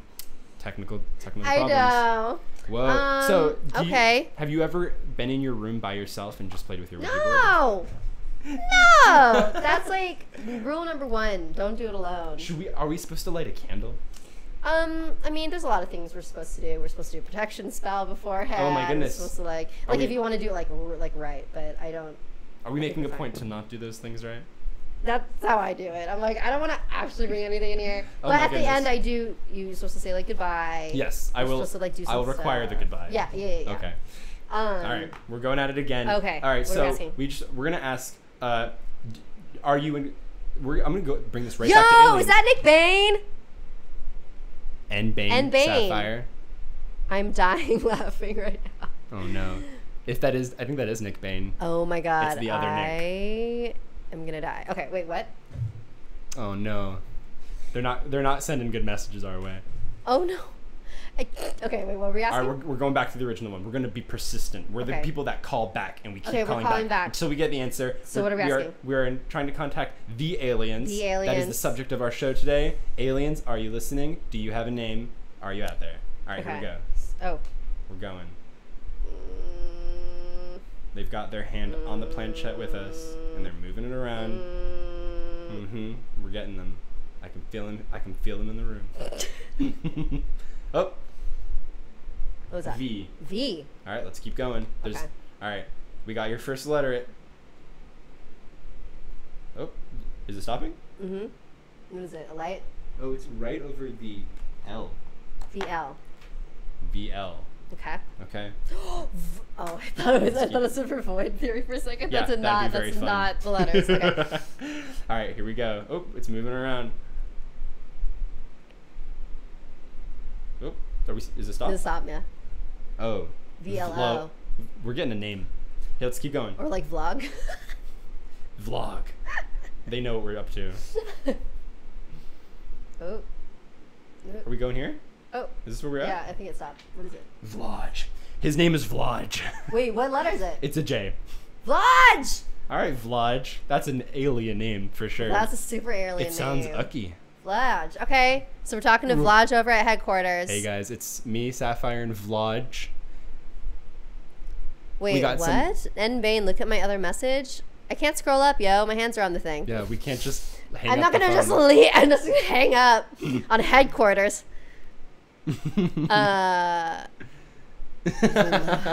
Oh man, people are asking. Venus, Vlaj the alien. I think ghost. Blinger is asking some good questions. Is it real? Let's find out. We're going back in. Oh, you know what we can ask? Okay, so do you know if that thing that you saw at the convention was an actual UFO? Was that made by humans? Yeah, okay. Was that thing made by humans? All right, Entity Vlaj, we're asking, was the thing that I saw 2 years ago in the desert made by humans. Okay. All right, here we go. Go. Oh, it's moving. Yeah. It is moving. Whoa. Okay. It's moving. It's going here. Okay. What's that? W. Oh. Let's go. This could be any answer. I'm just. And.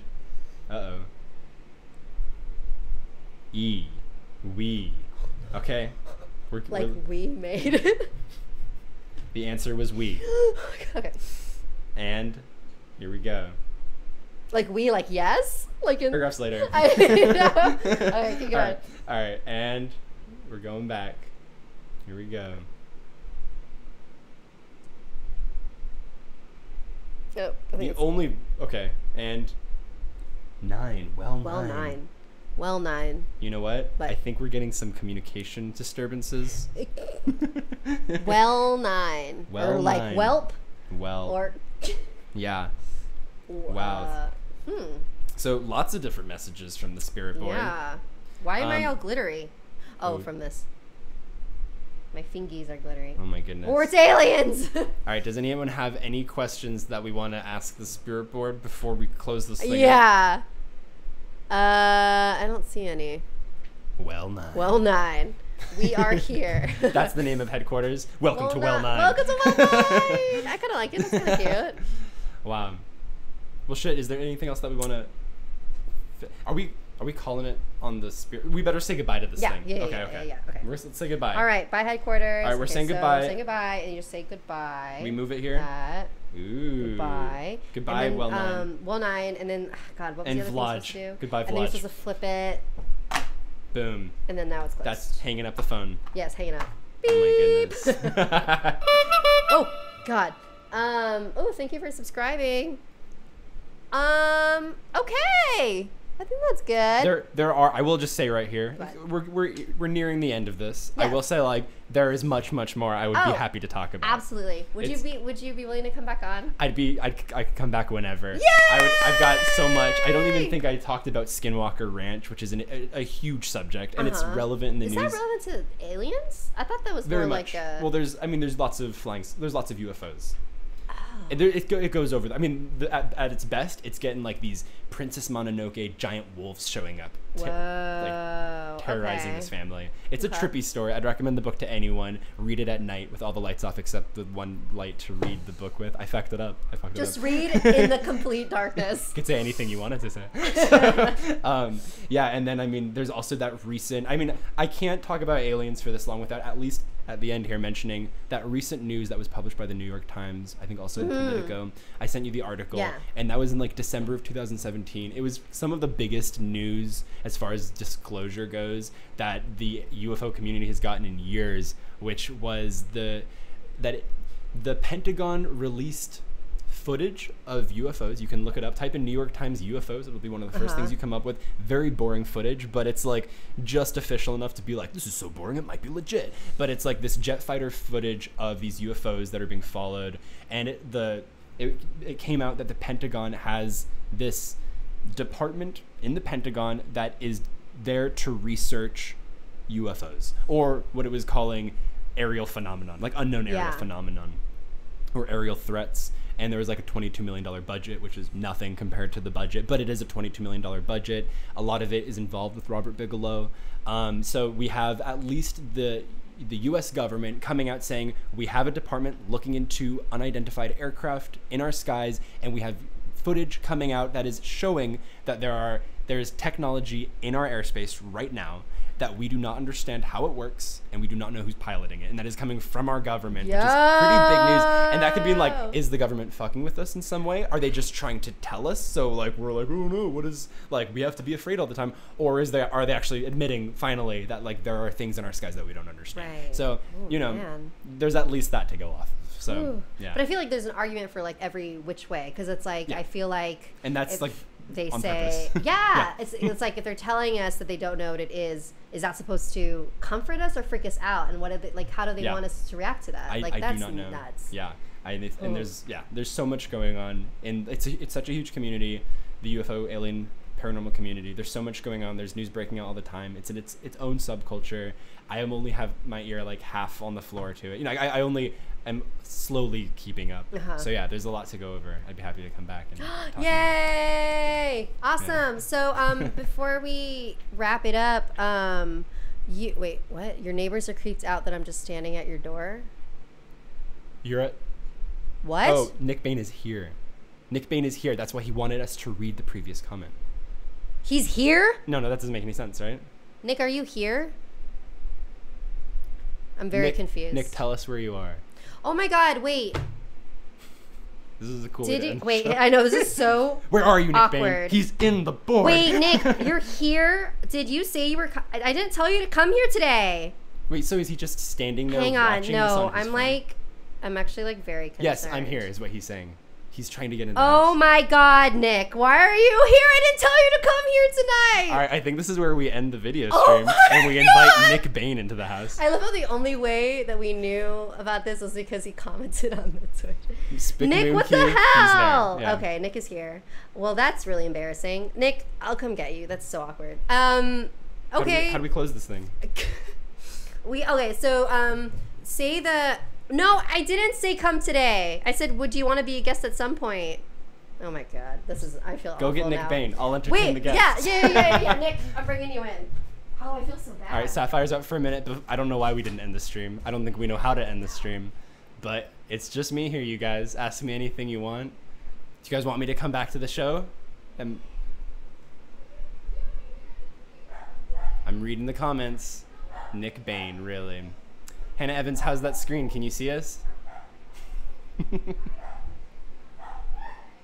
Oh, just to anyone who wasn't here from the beginning, I will repeat the books that I brought with me. It was John. It's very hot in here. Yo, I'm repeating the stuff. Hey, Nick Bain. Hey. Oh my God, the mustache is even bigger. This is so embarrassing. I was asking. This is another Nick. We have two Nicks in this room. I told Nick to come. I was asking if he was interested in being a guest on the show at some point. Read the message. I'm pretty sure you said come tonight. No, I didn't. I said, I meant like, yeah, I said I do it every Wednesday, but the time is flexible. You're like, I'm not off till 7. Oh, would you be coming to come over after? Oh, okay, yeah, I'm on my way. No, see, I didn't see that one because we already started How long were you streaming. Outside? Longer than I'm gonna talk about. Oh my God, I feel so bad. Wait, I never said tonight, though. I like your stoop. Yeah. Oh my God, that is so embarrassing. So I'm gonna just read off all the books that I mentioned. Yeah. Your neighbors. Okay. I mean, they're I mentioned any work by John Keel. It's the Mothman Prophecies and also Operation Trojan Horse are great spots to start. There's Hunt for the Skinwalker by George Knapp and Kelleher. I forget his column, Kelleher. And then there's also the show. Write these down for me, right? Yeah. There's also the show Mysterious Universe. Yes. It was great. Show. Has great work. There's if you're not already listening to it, Last Podcast on the Left. They will get into some paranormal stuff every once in a while. And then you don't like it? I hate that podcast. I like that podcast. I can't listen to it. Is it? I understand. Their voices super bug me. The thing I don't like about it that I couldn't get into it is because it's comedians talking about it, so they're kind of like jokey. Well, I mean, some of them, like Marcus Parks does his research, and Henry Zabrowski has a very good handle on the phenomenon, I would say. I mean, that guy should not run a podcast on his own. Yeah. But I mean, he's great when he's able to actually get into some of the meat of it. But yeah. And, okay. And Kissel's amazing too, so yeah. Anyway, that's my plug for their show. But also, Jacques Vallée's Passport to Magonia, and then David Paulides' Missing 411, I think we also mentioned. And I think that's all the ones that and then Uspensky's Tertium Organum. And I think that covers everything. Oh my God. All of it. Yeah. Is there anything that you would like to plug before we leave? You can find my artwork. Yeah, where's your artwork? Nick Sazani at Twitter. Okay. Is that how it works? I've never plugged my work before, so that's how it works. You can find me on Instagram. Do those plugs. Nick Sazani, Sazani. That's it. Yay! Cool. And then and who then are you, Nick? Hey. This is the other Nick. Oh, this goes back to 2 years ago when we were working on Oreos. Oh my God, that was us! Yeah. Oh, that's so funny. Yeah. Animators. All right. Well, bye. Bye, everybody. Oh wait, let's say bye to everyone that stayed to the end real quick. Bye, SPC Moonkey, Jay Beluski, and Bane, who's right here. Makuna92. I think Hannah Evans, Justin Schreiber, Jeremiah Slove. I think Hannah Evans has got gamer. the most attention of all of our viewers. Yeah, Hannah Evans shows up a bunch, so. Well, welcome back and come back next time. All right, yay! So I do this every Wednesday. Next week it's going to be my friend Alex Jolivet, who is She's coming back? practicing witch. Yeah. Oh, Life is Good, Justin Schreiber. Do I know Justin Schreiber? Do you? Uh-oh, I'm sorry, Justin. I'm sorry. Go on. Life is good. Bye, everybody.